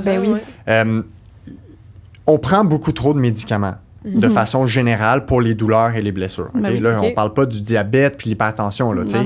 Mais si on parle de douleurs et blessures, en général, on prend beaucoup trop de médicaments. Les raisons logiques et solide de prendre la médication pour une douleur ou une blessure, c'est pas capable de dormir à cause de la douleur. Ça, c'est probablement l'indication la plus importante. Si ta blessure ou ta douleur t'empêche de dormir, tu devrais être médicamenté pour dormir. Peu importe ce que c'est la médication, là, c'est pas mon domaine, mais ça, c'est un contexte où je vais soit faire une lettre au médecin et ou au pharmacien pour dire est-ce qu'on peut ajuster, changer, modifier la médication pour optimiser le sommeil. La raison, c'est que ne pas dormir, c'est probablement la pire chose pour la guérison d'une blessure. Tout le monde sait que la nuit, tout se répare, tout se régénère, autant dans notre cerveau que dans notre corps physiquement. Les tendons, les muscles, les os, les ligaments, tout ça se régénère la nuit. Si tu dors pas bien, tu ne guéris pas bien de ta blessure. Fais un sondage à travers tous les gens dans le monde qui ont de la douleur chronique. Là. Tu vas tomber en bas de ta chaise la quantité de gens qui dorment pas bien. Puis c'est pas tout le temps la douleur qui fait qu'ils dorment pas bien. Des fois, ils dorment pas bien chroniquement. C'est un facteur de risque à développer de la douleur chronique. C'est pas comme un cercle sans fin. Là. La douleur empêche de dormir, fait qu'il dort pas, puis il y a plus de douleur. Puis ça peut l'être. Ça peut l'être, mais des fois, les gens ils ont de l'insomnie chronique ou des problèmes de sommeil chronique. Puis quand ils vivent un épisode douloureux, là, leur insomnie chronique devient une béquille à être capable de guérir de leurs problèmes. OK, fait que l'insomnie peut être une cause de douleur chronique, dans le fond. Insomnie ou juste comme sommeil non optimal. Fait que tu as de la misère à t'endormir, tu te réveilles souvent, tu te réveilles pas reposé, tu dors pas assez, tu dors trop. Fait que ça, c'est toutes des choses qui sont pas bonnes. Puis, à aparté, chez les sportifs, là, le manque de sommeil, chez les jeunes sportifs de niveau comme élite ou niveau avancé, le manque de sommeil, c'est un des meilleurs prédicteurs de blessures. un des meilleurs prédicteurs. Ouais. Fait que tu regardes des phases, surtout les étudiants athlètes là, qui sont dans des périodes d'examen, ils étudient plus, dorment moins. Très bon prédicteur de blessures. Mais c'est sûr, ils sont moins vigilants quand ils font moins l'activité. vigilants, puis ton corps est moins en réparation. Si tu as un volume d'entraînement X, puis que tu as la régénération X habituelle, là, ta régénération X est sous-optimale, fait que tu deviens, avec la même charge d'entraînement, tu n'as plus la récupération que tu étais supposé avoir. Fait que ça, c'est la petite parenthèse sur la prédiction de blessures sur le sommeil. Fait que premier indicateur pour prendre la médication, absolument, c'est que tu dors pas bien la nuit. Le risque de prendre la médication est beaucoup plus inférieur, est beaucoup inférieur au négatif de ne pas dormir pour régler ta douleur. OK, on s'entend? Ouais. Deuxième élément pour moi, pour décider cliniquement ça prend une intervention de médicament, c'est quand la personne, avec l'application des bons conseils, des exercices et du bon plan de match par le physio, n'est pas capable de gérer son quotidien avec sa douleur. Ça veut dire que malgré les traitements, les exercices, les conseils, puis que la personne a fait vraiment les bonnes choses, puis elle applique tout ça, malgré tout ça, sa vie, son quotidien est un enfer en raison de la douleur, puis elle n'est pas capable de juste vivre le quotidien, genre s'habiller, se laver, faire les repas, s'occuper des enfants. Ça, pour moi, c'est une indication qu'on devrait avoir de la médication pour contrôler les symptômes. Il y a beaucoup de gens qui dorment correct, puis qui sont capables de vivre leur journée, puis qui sont full pin dans les médicaments. Anti-inflammatoires, relaxants musculaires, c'est les plus fréquents. C'est à peu près systématique quand tu consultes pour une blessure dans un milieu médical que tu vas ressortir avec des anti-inflammatoires ou des relaxants ou des relaxants musculaires. C'est quasi systématique. Mon expérience clinique, c'est ça. Là. Quand les patients ils viennent me voir, je leur demande c'est quoi les médicaments qu'ils prennent. C'est tout le temps ça. Faut vraiment revoir ça parce que c'est vraiment pas ce que la littérature nous dit de faire. Ça devrait vraiment être limité aux 2 contextes que je dis. Surtout pour les blessures aiguës, hein, parce que quand tu penses à ça, là, si tu viens de te blesser, je pense que c'est beaucoup conceptualiser ce que les gens pensent de ce que c'est la douleur. Tu sais, il y a un parallèle à faire avec le stress, puis Sonia Lupien, vous connaissiez Sonia Lupien, l'experte sur le stress?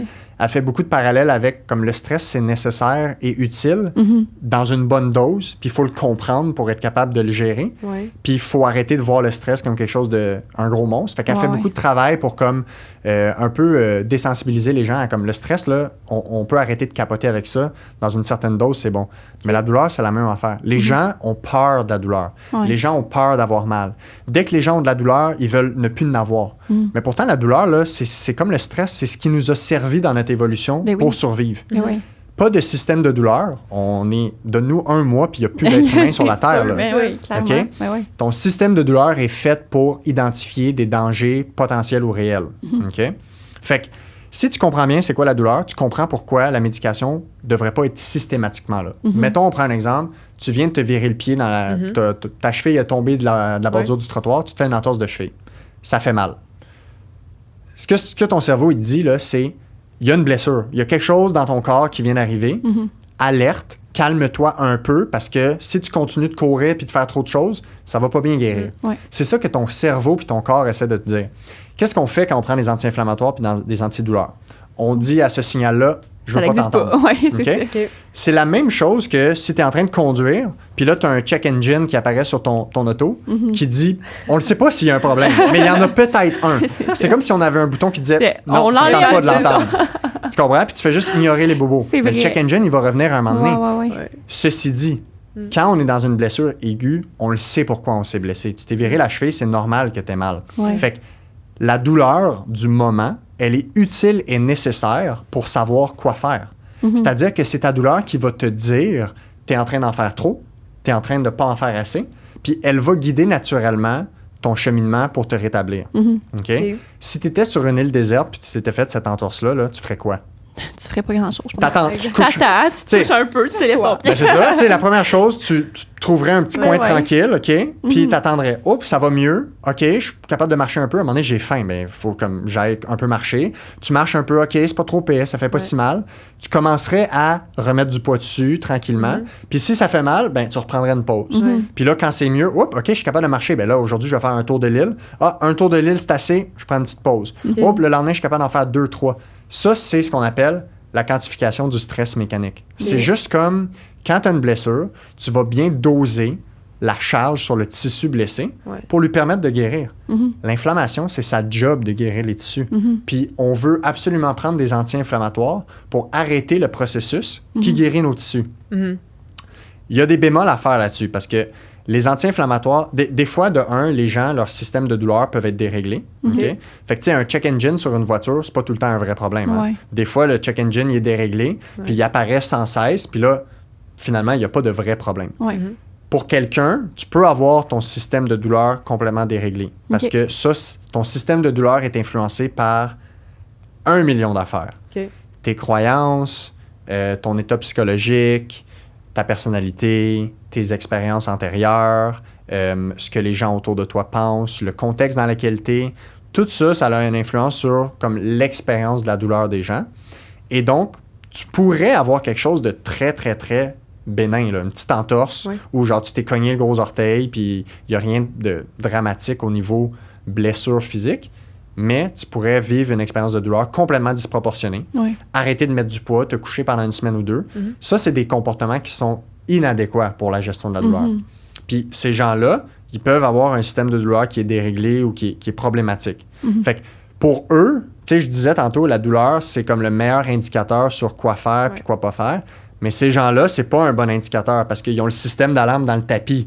Mais eux, ils ont besoin de prise en charge, d'éducation, de conseils, d'accompagnement pour dire comme, OK, là, on va calmer ton système d'alarme, on va comme tranquillement se remettre à bouger, faire des trucs pour un peu calmer le système d'alarme qui est en train de capoter. Tu sais, par exemple, là, je prends un exemple. Là, je fais de la course à pied, mettons. Là, puis là, je cours, puis tout d'un coup, tu sais, je me mets à avoir mal, whatever, un genou, une cheville. Puis là, sans raison précise. Sans raison précise, mettons, en plein milieu de ma course, X. Là, j'arrive chez nous, pas trop grave, je m'assois, ça fait plus mal. Le lendemain, je recours, même affaire. Ça devrait... Tu sais, je devrais-tu me dire à la place, hey, j'arrête, puis je continue mon entraînement comme c'était prévu, puis je vais au fil de l'entraînement voir si ça passe ou non, tu sais? C'est vraiment un bon point parce que ce que je viens de donner comme exemple, c'est comme tu sais exactement pourquoi t'as mal. Tu sais, genre, t'es tombé, tu t'es viré la cheville. Ça, ce que tu dis, c'est les gens... C'est la majorité des gens qu'on voit, là. Ils savent pas pourquoi ils ont mal. C'est apparu progressivement ou des fois, c'est apparu soudainement, mais comme sans aucune raison. Tu as toujours couru toute ta vie, puis là, tout d'un coup, c'est quoi ça? J'ai mal au genou. Tout d'un coup. Puis genre au point que je suis pas capable de courir 10 km, puis d'habitude, j'en cours 21, tu sais. Ben ça, la réponse simple, c'est va voir un physio. Parce que tu devrais avoir une évaluation sur c'est quoi le problème, puis comment le régler. Ceci dit, si c'est la première fois que ça arrive, ça vient juste d'arriver. La majorité des douleurs musculo-squelettiques, OK, vont partir en dedans de quelques semaines à quelques mois, sans nécessairement trop avoir fait de quoi ou de raisons précises. Tu sais, il y a bien des gens qui vont écouter ce podcast-là qui vont être comme, ben oui, moi, ça m'est arrivé plein de fois. À un moment donné, j'ai eu mal à l'épaule, ça me fait mal une semaine, 2 semaines, puis maintenant, j'ai plus mal à l'épaule. Je sais pas pourquoi elle est venue, je sais pas pourquoi elle est partie. Ceci dit, moi, ce que j'insiste, c'est que quand les gens, ça a un impact sur soit leur quotidien, sur leur limitation d'activité sportive ou sur leur état mental. Fait que si ça a un impact émotif, psychologique à cause du fait que tu n'es plus capable de courir, ça déjà, c'est rendu au point où tu devrais consulter. Si tu as juste eu une douleur comme ça, puis comme, OK, temporairement, je cours un peu moins ou je cours un peu moins fort, moins vite, puis que ça passe, c'est parfait. Il y a des gens qui gèrent leur douleur comme ça. Mais si c'est une douleur qui est tout le temps là, qui reste, qui persiste, les gens devraient consulter. Si c'est déjà le 2e épisode, tu sais, ça c'est un indicateur, tu as déjà eu cette blessure-là, tu as la même douleur qui revient, ça devrait être un indicateur de consulter plus rapidement. Parce que tu peux l'aggraver, j'imagine, ton problème. Si tu peux l'aggraver. Tu es en train de par-dessus quelque chose qui te fait mal. T'sais. Ça dépend vraiment c'est quoi, tu sais, honnêtement. Tu peux l'aggraver. Puis tu sais, honnêtement, c'est ça l'affaire qui est complexe avec la douleur, c'est que les gens pensent que blessure puis douleur, c'est comme une ligne parallèle ensemble, tu sais. Ça n'a rien à voir, OK? Une blessure puis une douleur, là, ça n'a absolument rien à voir. Fais juste penser à un mal de tête. Avez-vous déjà eu mal à la tête? Oui, je pense que oui. Tu as déjà eu un mal de tête que comme tu penses que ta tête va exploser? Ça, c'est une douleur à 10 sur 10. Qui a déjà pensé que son cerveau était déchiré? C'est vrai. Hein, qu'est-ce qu'il y a dans la tête à part le cerveau? C'est pas notre association. Il n'y a personne qui pense que son cerveau est déchiré ou que son crâne est fracturé. Donc, douleur ne veut pas dire blessure. Pourtant, tu as un mal de tête, tu as quelque chose qui se passe. Ben, c'est un peu le même principe. Sauf que les gens le comprennent pour un mal de tête, mais ils ne le comprennent pas pour un mal de genou. C'est vrai. Comment tu peux avoir mal au genou s'il n'y a pas de déchirure, s'il n'y a pas de fracture? Ben, le principe, c'est que La douleur, ce que c'est, là, c'est simplement ton cerveau qui dit il y a peut-être ou non un danger potentiel pour ton corps. C'est comme un système d'alarme. C'est un système d'alarme. Puis, comme le check engine, des fois, il y a un réel problème qu'il faut régler, puis des fois, il n'y a pas de réel problème qu'il faut régler. C'est juste comme dans ce contexte-là, ton cerveau t'envoie un signal de douleur. C'est ça. Puis comme je disais tantôt, le potentiel de moduler ce système de douleur-là, c'est faisable par n'importe quoi. Chicane avec ton chum, ta blonde, problème de comportement avec ton enfant, conflit à la job, plus stressé, moins bien dormi, t'as mangé de quoi de différent, t'as changé de sport, t'as changé de job, n'importe quoi de ça, ça peut jouer sur le volume de la douleur. OK? Fait que douleur n'égale pas nécessairement blessure. Okay. Puis la sévérité de la douleur n'est pas du tout proportionnelle à la sévérité de la blessure. Okay. Puis même souvent, on voit des gens avec des très, très, très hauts de niveau de douleur chronique qui n'ont pas un niveau de blessure élevé. Mais ils ont juste comme une blessure mineure qui est restée longtemps, puis ils ont des comportements mal adaptés face à la douleur, face à la blessure, qui fait que ça amplifie pour eux le système de danger. Dès que toi, tu perçois un danger par rapport à ta blessure, c'est quasiment sûr que tu vas vivre plus de douleur. Ben oui, c'est psychologique, là, au final. Là. Ben, c'est que c'est le cerveau qui gère ça. Ben oui. La douleur, là, elle est créée à 100% dans ton cerveau. Il n'y a aucun autre endroit dans le corps que ça peut être créé. Mais ton cerveau, il interprète un signal. Fait que tu mets ta main sur le poêle, puis tu descends ta main. À un moment donné, c'est chaud, puis à un moment donné, c'est comme douloureux. Ben, ton cerveau, il dit « Hey, danger, enlève la main. » C'est ça. C'est ce qu'on devrait faire. Mais des fois, ta main est en haut, puis ton cerveau interprète déjà ça comme un danger. Fait que ton système de douleur peut être juste modulé, puis il peut être un peu déréglé, comme le check engine. Parce que c'est ça, il y a des personnes qui vont avoir différents seuils de douleur. Il y en a que tu vas, je sais pas, il y en a que, je sais pas, tu vas les taper un petit peu, puis là, ça fait super mal. Puis là, l'autre personne, ça va y prendre quasiment un accident de voiture pour avoir mal. C'est comme, ça va vraiment dépendre de chaque personne. Là, absolument. C'est 100% subjectif. Puis, tu sais, c'est très difficile de quantifier puis de déterminer la description d'une douleur. La douleur, là, c'est une expérience. Si les gens doivent retenir quelque chose, là, c'est une expérience, c'est quasiment comme une émotion. Okay? C'est la même affaire. Tu sais, c'est très difficile d'écrire c'est quoi une couleur, comme décris-moi bleu dans tes mots. Honnêtement, qu'est-ce que tu vas utiliser comme mot? Mais la douleur, c'est très difficile à décrire. Les gens, ils l'expérimentent. Puis si tu as déjà eu une blessure ou une douleur, c'est quoi les moments que tu vas le sentir le plus? Quand tu es impatient, quand tu es fatigué, quand tu as mal dormi, quand tu es stressé. C'est là que tu le sens le plus. Pourtant, tu n'es pas plus blessé. Mais ton corps, il est dans un état de vulnérabilité X ou Y qui fait que tu ressens plus facilement ton expérience de douleur. Moi, ce qui me fascine là-dedans, c'est qu'il n'y a pas une manière de déjouer ton influx douloureux. Tu sais, avec la... Je sais pas si c'est ça. La théorie de Portillon. Direct ça. Tu touches à un autre endroit, puis là, c'est comme... T'as plus mal à l'endroit initial parce que t'as stimulé un autre endroit. Ah oui, mais c'est comme si, mettons, t'as une petite blessure, tu mets de la pression. Tu mets de la pression sur la blessure, t'auras plus mal, mettons. Là. Ouais, fait que la théorie de Portillon, grosso modo, là, c'est juste... Si t'as une douleur, mettons, dans le bras, puis que tu stimules ton bras en frottant ou en pesant, il y a une espèce de boucle dans ton système nerveux qui inhibe la douleur. Okay? Fait que grosso modo, c'est ça. Mais on s'entend, ça marche pas pour toutes. Là. Souvent, c'est comme, tu viens de te cogner, ça vient juste d'arriver. Mais oui, elle existe. C'est temporaire, comme tu l'as demandé. C'est ça. Mais tu sais, grosso modo, ça fait juste démontrer à quel point tu peux jouer sur le système de douleur. Moi, ce que je dis à mes patients, là, c'est que t'as des boutons de volume pour gérer ta douleur. Fait que mettons que tu as une blessure, ben il y a un bouton de volume dans ton système nerveux, puis un bouton de volume dans ton cerveau. Puis quand le signal de douleur, il se rend dans ta moelle épinière, dans ta colonne, le système nerveux central peut décider de monter le volume ou de le descendre. Puis quand ça monte au cerveau, ton cerveau, il peut décider de monter le volume ou le descendre. Mais c'est qui joue avec ces manettes-là? C'est tes expériences antérieures, ce que tu penses de la douleur, ta personnalité, as-tu une tendance anxieuse, c'est quoi le contexte dans lequel t'es? Tu sais, il y a des gens qui, à la guerre, là, ils se font sauter une jambe, ils marchent sur une mine, leur jambe explose, ils continuent de courir. Ils le sentent pas. Ils sont dans un contexte qui fait que, pour l'instant, le cerveau, il dit... Chut, pas besoin de douleur. C'est pas le moment. Ça va pas t'aider en ce moment. Alors que tu as des gens qui se cognent l'orteil, puis whoop, douleur à 10 sur 10. Oui, c'est vrai. Fait que quand les gens ils comprennent un peu c'est quoi la douleur, ils arrêtent d'avoir peur de ça. Ben oui, c'est sûr. Mais de mieux comprendre qu'est-ce que c'est, je veux dire, j'ai appris plein de choses de ce que tu viens de dire. Puis tu sais, je veux dire, au final, quand tu réalises vraiment qu'est-ce que c'est la douleur, ben après, peut-être que tu vas peut-être dédramatiser certains types de douleurs qui avant ça te faisait super mal, mais que maintenant quand tu comprends un peu mieux comment ça fonctionne, ben peut-être que la personne va pas recourir à une médication par exemple parce que ben tu sais je sais que ça va passer, je sais que c'est temporaire, des choses comme ça, parce que tu sais en pharmacie on en voit tellement souvent. Ben oui. Je veux dire, je pense que ça doit être une des raisons les plus, je sais pas, que j'ai pas des choix d'études, là, mais ça doit être une des raisons de consultation les plus fréquentes des douleurs. C'est quelque chose, on se fait consulter constamment pour ça. J'ai mal à une dent, j'ai mal à un genou, j'ai mal à ça. Puis, je marchais, je me suis un petit peu foulé la cheville. Mais là, ça fait mal un peu, mais pas tant. Qu'est-ce que je fais? Tu sais, les pharmaciens, on est souvent sollicités pour ce type de choses-là. Parce qu'ils ont un accès à vous. Exactement. On est en première ligne un peu comme vous, mais comme encore plus, j'ai l'impression, en première ligne, gratuit. parce que pas de rendez-vous, puis c'est gratuit. Fait que les gens, ils vont se tourner vers nous en premier. Ils s'attendent à la médication souvent à la fin du produit de la consultation parce que, bon, on est l'expert du médicament. Fait que, ils vont me donner quelque chose pour soulager ma douleur, mais tu sais, souvent, c'est peut-être pas ça qu'on va te recommander aussi, tu sais. Fait que je trouve ça comme... Tu sais, c'est ça, les gens, ils vont venir en premier à la pharmacie. Puis aussi, on a une section, là... orthèse, prothèse, oui, c'est ça. Fait que, tu sais, là... Ben, pas prothèse, mais... Mais ouais, c'est ça. Fait qu'au final, comment... Tu sais, nous-mêmes, on n'a pas nécessairement autant de formation que vous. Fait que, comment régler ça? Comment régler ça? C'est quoi les... Y a-t-il des indications qu'on devrait aller plus référer vers une genre de pas une prothèse, une ATL, ou il y a des bandes élastiques qui existent. C'est-tu pertinent comme en pharmacie ou tu penses que...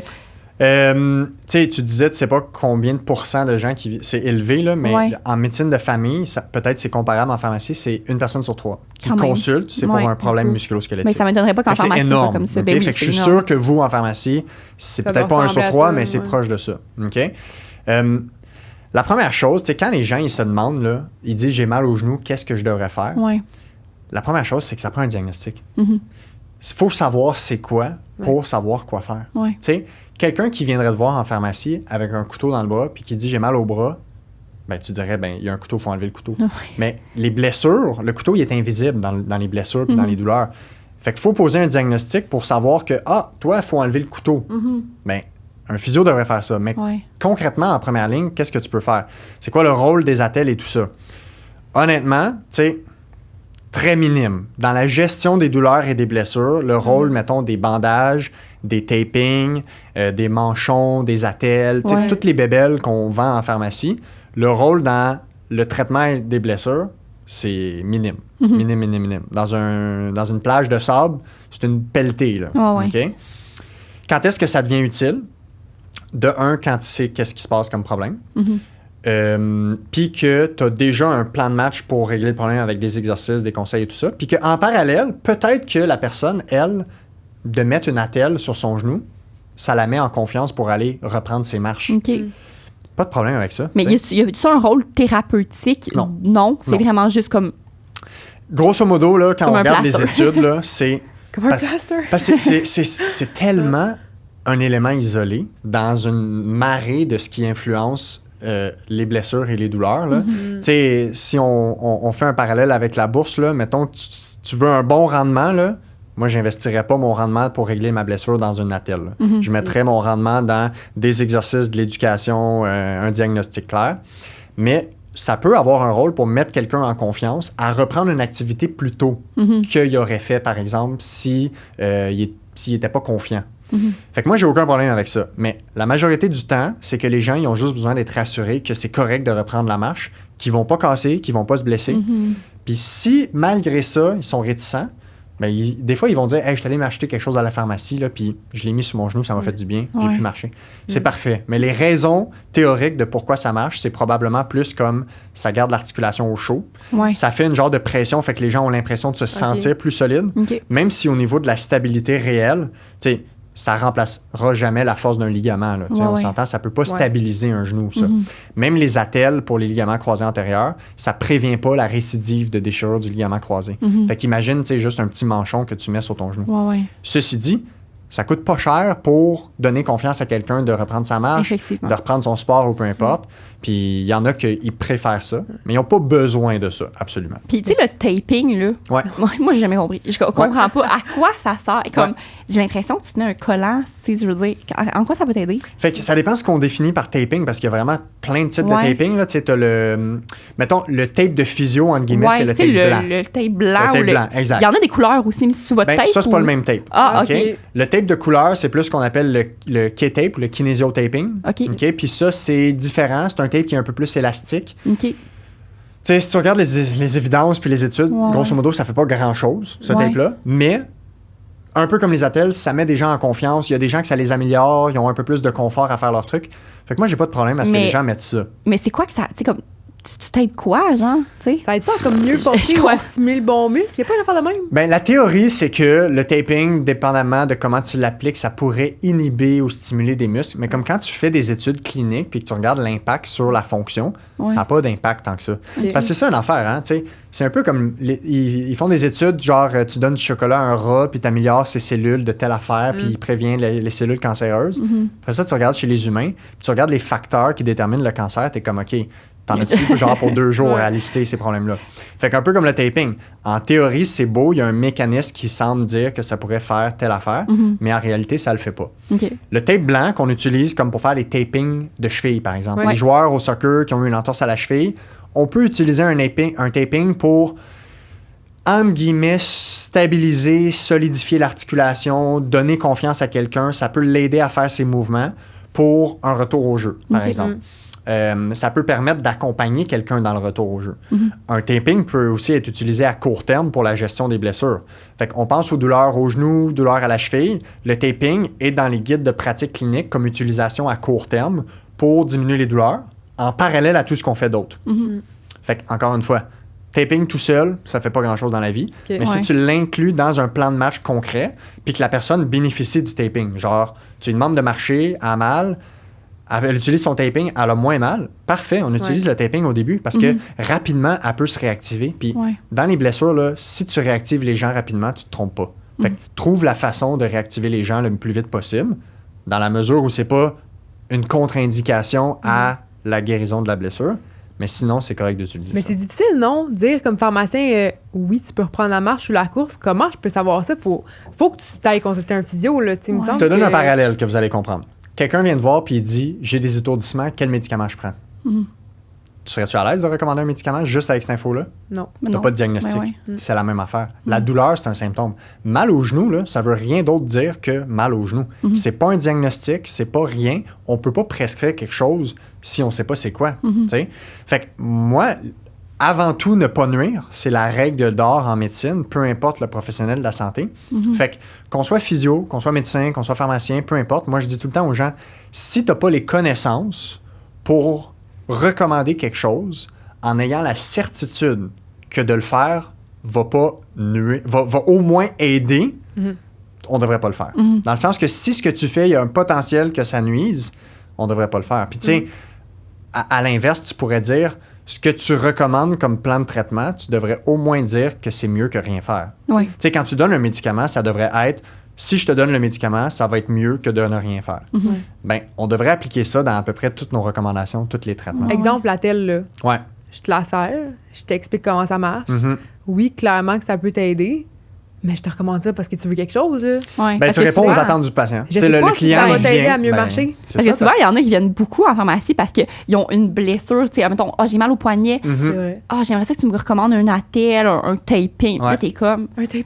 Non, mais tu sais, il y en a beaucoup ils s'attendent d'un pharmacien que tu sois capable de leur recommander quelque chose dans la section physiothérapie, etc. Là, que ça soit quelque chose. Fait que, au final, OK, c'est peut-être un peu placebo que je vais te recommander quelqu'un. J'ai un petit tarot blanc puis je te dis quelque chose de pertinent. Mais au final, est-ce que ça t'aide vraiment? C'est ça qui est comme un peu la limite là, de c'est quoi difficile faire. À gérer. Puis moi, là-dedans, là, c'est un bon exemple que je pensais pas vraiment, le contexte des pharmaciens qui se font consulter pour ça. Mais les médecins de famille, ils vivent la même chose. Là. Quand leurs patients viennent les voir et sont comme j'ai mal au genou, là, pour vrai, là, si les médecins de famille sont honnêtes, ils n'ont aucune idée qu'est-ce qu'ils ont les patients.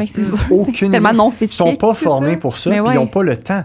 Ils ont 20 minutes pour ajuster les médicaments, faire le tour de la santé, prescrire une prise de sang, faire le suivi de grossesse, puis en même temps, oui, j'ai mal au coude, qu'est-ce que je peux faire? Ils sont dans le cadre de porte, il reste 2 minutes. Nous, là, on prend 1 heure pour évaluer le patient.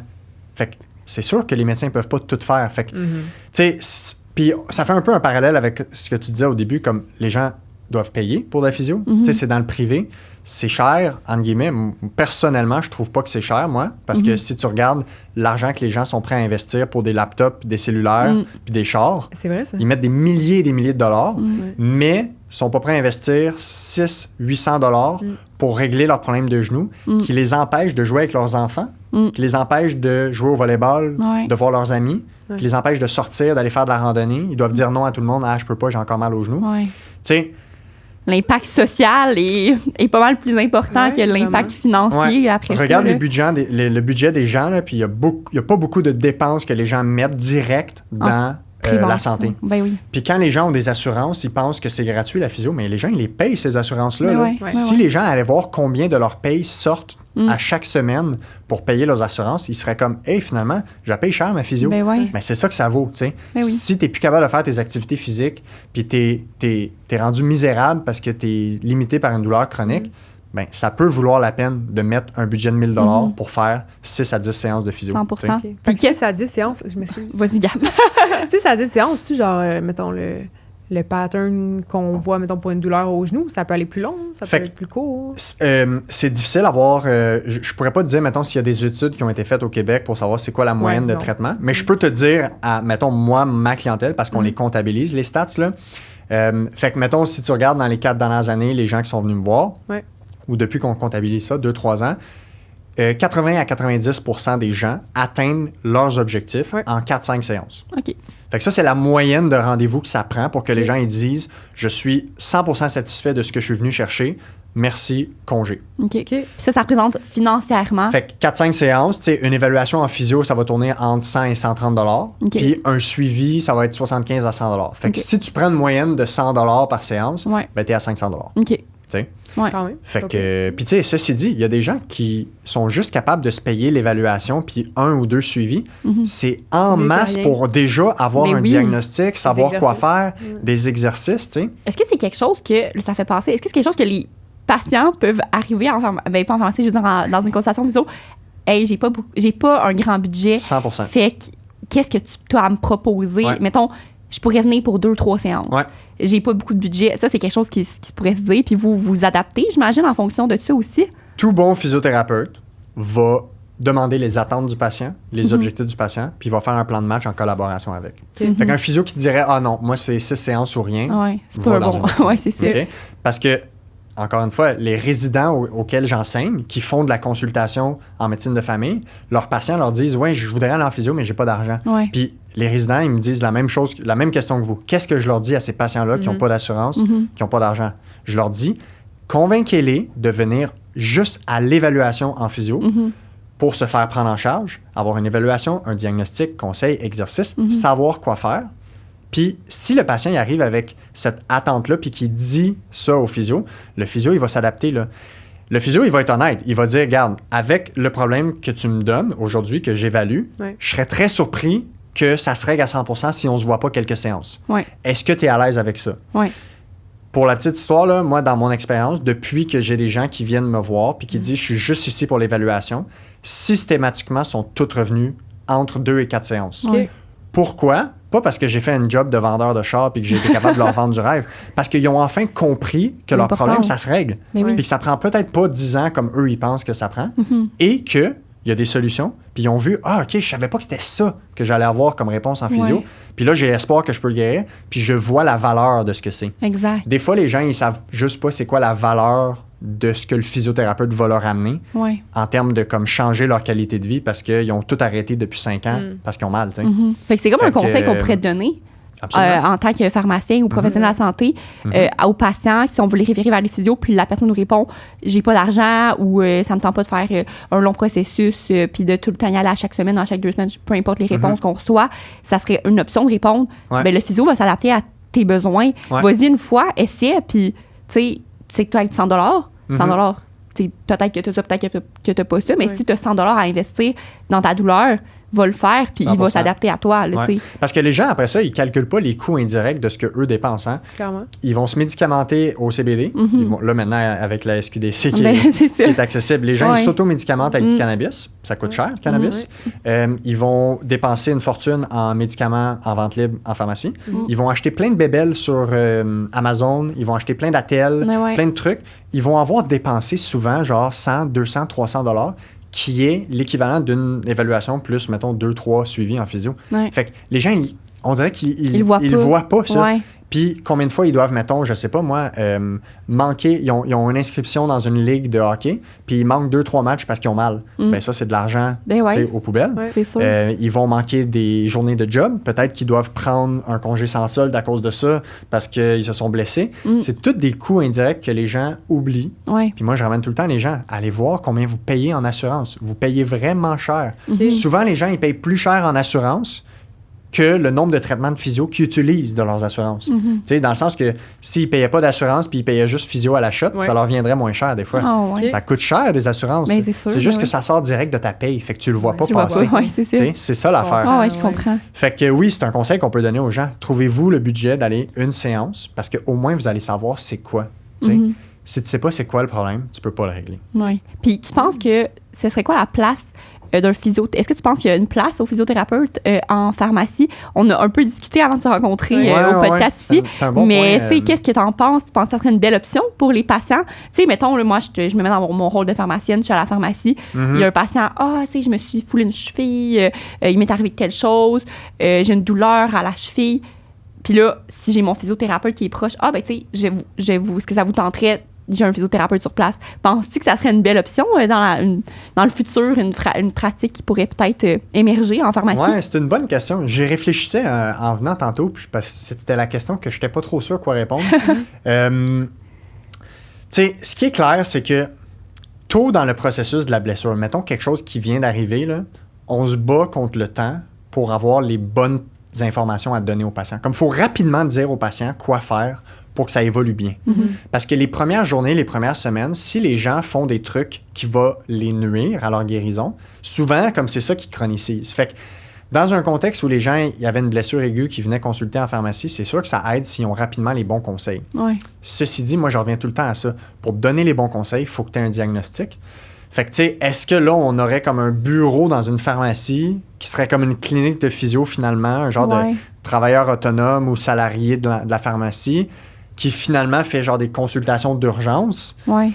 Un peu comme à l'urgence de l'hôpital, mais comme la pharmacie, mettons. Est-ce qu'il est juste comme un consultant puis qui donne des conseils, mais encore là, comme physio, pour donner des conseils physiothérapeutiques, normalement, il faut que tu aies évalué le patient, il faut que tu aies émis un diagnostic en physiothérapie. Tu sais, c'est ça que notre ordre professionnel demande, c'est ce qu'on devrait faire. C'est ça. Est-ce qu'on devrait juste avoir des meilleurs corridors de référence, puis dès qu'il y a une pharmacie qui naît dans un quartier, qu'elle a tout de suite un corridor avec une clinique de physio, puis que tous les patients qui ont qui consultent pour ça, ils vont régler le problème en physio.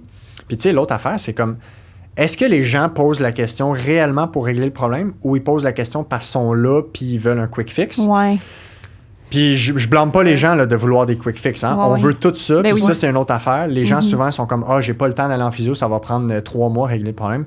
Tu sais, la stat que je disais tantôt, là, 80 à 90% des gens qui règlent leur problème en 4-5 séances, on parle de 6 à 8 semaines. Là. Ouais. Tu sais, 6 à 8 semaines pour régler un problème qui nuit à ta qualité de vie sévèrement, c'est pas beaucoup. Là. Puis on parle de régler au point d'atteindre les objectifs des gens. Ça veut dire qu'en 2-3 semaines, souvent, les gens sont dramatiquement mieux. Les gens, ils pensent que ça prend des mois à aller mieux en physio.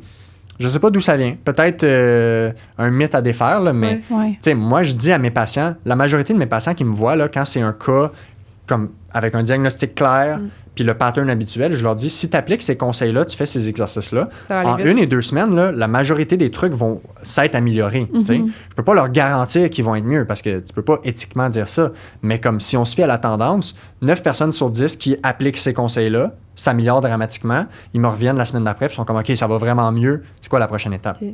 Fait que je pense pas que c'est si long que ça. Et puis parlons de douleur chronique, là. Arthrose. Ouais. Quand même assez beaucoup commun en pharmacie. Ouais, vous avez parlé avec le pharmacien, hein? Oui. De l'arthrose, Physio, tu peux avoir un effet? Tu peux essayer de traiter les patients qui soulagent leur douleur ou je sais pas quoi. OK, on met quelque chose au clair. L'arthrose tout seul, ça fait pas mal. OK. Point final. OK? Les gens qui simplifient au fait de dire que l'arthrose cause de la douleur, c'est d'un non-sens complètement ridicule. OK? Il y a beaucoup de nuances à faire. L'arthrose peut être un élément dans la balance qui contribue à de la douleur. OK? L'arthrose, c'est quoi? C'est comme l'usure progressive des articulations. Certains pourraient dire l'usure prématurée des articulations. OK? Mais si on va dans les rues de Montréal en ce moment, on prend 100 personnes qui ont plus que 30 ans, qui n'ont pas de douleur, on va trouver de l'arthrose chez une grande majorité de ces gens-là. Fait que l'arthrose tout seul, là, c'est largement insuffisant pour expliquer la douleur à quelqu'un. Fait que moi, que quelqu'un ait de l'arthrose ou non, personnellement, entre guillemets, ça change rien pour moi. OK. Parce que je vais pas traiter l'arthrose. L'arthrose, ça se... J'aime pas ça de dire l'arthrose, ça se traite pas, parce qu'après ça, les gens sont comme « Ah, mais moi, j'ai de l'arthrose au genou, je peux pas guérir ça. » C'est que la douleur chez les gens qui ont de l'arthrose, ça se traite. OK. Mais j'appelle pas ça de l'arthrose. J'appelle ça quelqu'un qui a mal au genou, qui a des déficits au niveau physique, peut-être problème de mobilité, problème de force, problème de contrôle, problème d'habitude de vie. Puis on peut tout modifier ça, optimiser ça pour régler le problème. Mais prends tous ceux qui ont réussi à régler leur douleur d'arthrose, là, puis qui ont plus mal du tout, refais une radiographie, ils ont encore la même arthrose dans le genou ou dans le coude ou peu importe. Ben, le coude, c'est moins fréquent, là, mais genou, hanche, c'est le plus fréquent. Là. Fait que l'arthrose en tant que telle, là, ça, c'est un immense mythe à défaire. Les gens sont comme « Ah, c'est de l'arthrose, il n'y a rien à faire. » Puis des fois, ils sont référents en physio. Allez essayer la physio. Déjà, tu mets des bâtons dans les roues à la personne pour s'améliorer. Mais t'sais? Qu'est-ce qui cause la douleur liée à l'arthrose à ce moment-là? Fait que l'arthrose, c'est un facteur qui rentre dans la balance de ce qui peut jouer sur la douleur. Mais qu'est-ce qui cause la douleur en général chez quelqu'un? Là, c'est un stress excessif sur une structure. OK. Fait que tu sais, tu as plus de stress sur ton tendon, sur ton articulation, que ce que ton tendon ou ton articulation est capable de tolérer. Puis pourquoi à ce moment-ci, tu commences à avoir de la douleur? Ben là, c'est un peu tous les facteurs qu'on a énumérés. Moins bon sommeil. Si tu as un moins bon sommeil, ta tolérance à gérer les stresseurs physiques devient moins grande. Si tu as augmenté ton volume de course, tu cours plus, ben là, tu en demandes plus à ton corps. S'il n'y a pas une capacité de s'adapter trop vite, assez vite, devrais-je dire, ben là, il peut avoir des douleurs. Mais l'arthrose tout seul, là, c'est pas juste l'arthrose qui cause la douleur. Parce que, tu sais, les gens, ils viennent me voir et sont comme, ça fait 2 semaines, j'ai commencé à avoir mal au genou, j'ai fait une radiographie, mon médecin, il me dit, c'est de l'arthrose. Je leur dis, là, vous êtes en train de me dire que dans les 2 dernières semaines, pouf, vous avez de l'arthrose. Vous êtes levé un matin. J'avais une dame récemment, j'ai dit, madame, vous, là, vous n'êtes pas levé un matin avec de l'arthrose, certain, là, c'est pas apparu dans votre nuit. Fait que l'arthrose était probablement là depuis 15-20 ans, mais c'est d'autres choses qui font qu'on devient, on développe de la douleur. Fait que t'en as fait récemment plus que d'habitude. Fait que, tu sais, au Québec, on a les saisons. Qu'est-ce qui se passe dans les saisons? Tu pelletes pas pendant toute l'année, puis là, pendant l'hiver, bouf, tu te mets à pelleter. Mais si tu fais pas de musculation dans la vie, là, t'es significativement au-dessus de tes capacités que d'habitude quand tu pelletes. Jardiner. Si tu fais aucune activité accroupie ou à genoux, puis l'été, tu jardines, t'es dramatiquement au-delà de tes capacités de se mettre à genoux. Fait que les gens ont mal aux genoux, ils sont comme « Ah, c'est mon arthrose ». C'est pas ton arthrose. T'as jardiné à genoux pendant 2 heures, pendant 3-4 fois semaine, tout le mois de mai, alors que tu te mets jamais à genoux. C'est sûr que tu vas avoir un potentiel de développer de la douleur. Tu demandes à ton corps beaucoup plus que ce qu'il est habitué de faire. Fait que c'est comme une réponse large, là, comme pour répondre à ta question de l'arthrose, mais moi, je dis aux gens, l'arthrose était là avant, elle va être là après. Aujourd'hui, on n'en parle plus. Maintenant, on va trouver des solutions pour qu'est-ce qu'on va faire pour régler le problème. Puis y a-t-il des situations comme pharmacien, là, que j'ai un patient devant moi pour une douleur musculo-squelettique qui va me faire référer à un médecin plutôt qu'à un physio, ou le physio est pas mal toujours de mise, mettons? Fait que si on est dans les douleurs musculo-squelettiques, mettons entre un pharmacien et un physio, le physio va être plus outillé pour reconnaître les drapeaux rouges. Tu sais, le red flag musculo-squelettique. Savoir s'il y a une pathologie grave, savoir s'il y a une atteinte du système nerveux, savoir s'il y a une fracture. Fait que, au pire, à l'évaluation du physio, le physio, il va dire, tu sais quoi, toi, tu as vraiment besoin d'une investigation médicale en premier. Le physio est formé pour ça. Dans le sens qu'un pharmacien qui réfère pourrait tout le temps être ça pourrait tout le temps être le physiothérapeute parce que vous êtes autant formé pour savoir les red flags de OK, ça, c'est médecin. Oui, puis la job du médecin dans la gestion des douleurs musculo-squelettiques, ce n'est rien d'autre qu'éliminer tout ce qui est grave. C'est pas le médecin qui doit prendre en charge le patient dans le plan de traitement. C'est le physio qui va faire la réadaptation de ça. Donc, puis le physio, vu qu'on a l'accès en première ligne, c'est-à-dire tu peux aller consulter un physio, on n'a pas le choix d'être formé pour reconnaître toutes les pathologies graves. J'inclus là-dedans les cancers, les infections, les problèmes de nerfs coincés comme au point que tu pourrais paralyser, tu sais, tous les signes, les red flags là, qu'on appelle dans le domaine. Fait que le physio, c'est dans son évaluation, là, il doit éliminer ces pathologies-là. S'il n'est pas capable de les éliminer, il va faire une référence médicale pour demander « Je suspecte telle affaire, est-ce qu'on peut éliminer ça avant de poursuivre la prise en charge? Mais ça m'a presque fait un podcast, mais avant, j'aurais juste une autre question qu'on pourrait peut-être... Là, ça n'a pas rapport, puis c'est comme saute un peu d'un autre sujet, mais j'aimerais vraiment qu'on l'aborde. C'est, est-ce qu'on banalise peut-être un peu le rôle du chaud-froid dans la prise en charge d'une douleur? C'est quoi la différence entre mettre un... Tu sais, il y en a qui viennent nous voir, je mets du chaud, je mets du froid sur ma blessure, puis là, t'es comme... Tu sais, c'est comment outiller les gens à savoir qu'est-ce qu'il faut mettre, puis est-ce que c'est vraiment pertinent? Fait que ma réponse va vraiment décevoir les gens. Tu sais, tantôt, on disait les attelles puis les bandages, c'est une pelletée de sable sur une plage au complet de ce qu'il faut faire pour régler le problème. Chaud-froid, c'est à peu près l'autre pelletée de sable. OK? Fait que si tu as une blessure, de un, si tu as une douleur chronique, OK? Chaud-froid, ça change absolument rien. Blessure aiguë, chaud-froid, il y a des gens qui vont dire que le chaud, ça les soulage, que le froid, ça les soulage. Au pire, ils peuvent choisir ce qui les soulage le plus. Ceci dit, historiquement, on disait dès que tu as une blessure traumatique, mets de la glace. C'est sûr. Tu sais, le fameux GREC, là. Le GREC pour l'acronyme. C'est pas encore actuel? C'est plus d'actualité. Ah non, OK. Bon. Maintenant, c'est rendu... On a-tu le temps? Oui, vas-y. Maintenant, c'est rendu le peace and love. OK. Donc, la prise en charge pour les blessures aiguës traumatiques au tissu mou. Fait qu'on parle de entorse de cheville, entorse ligamentaire, claquage, étirement musculaire. OK?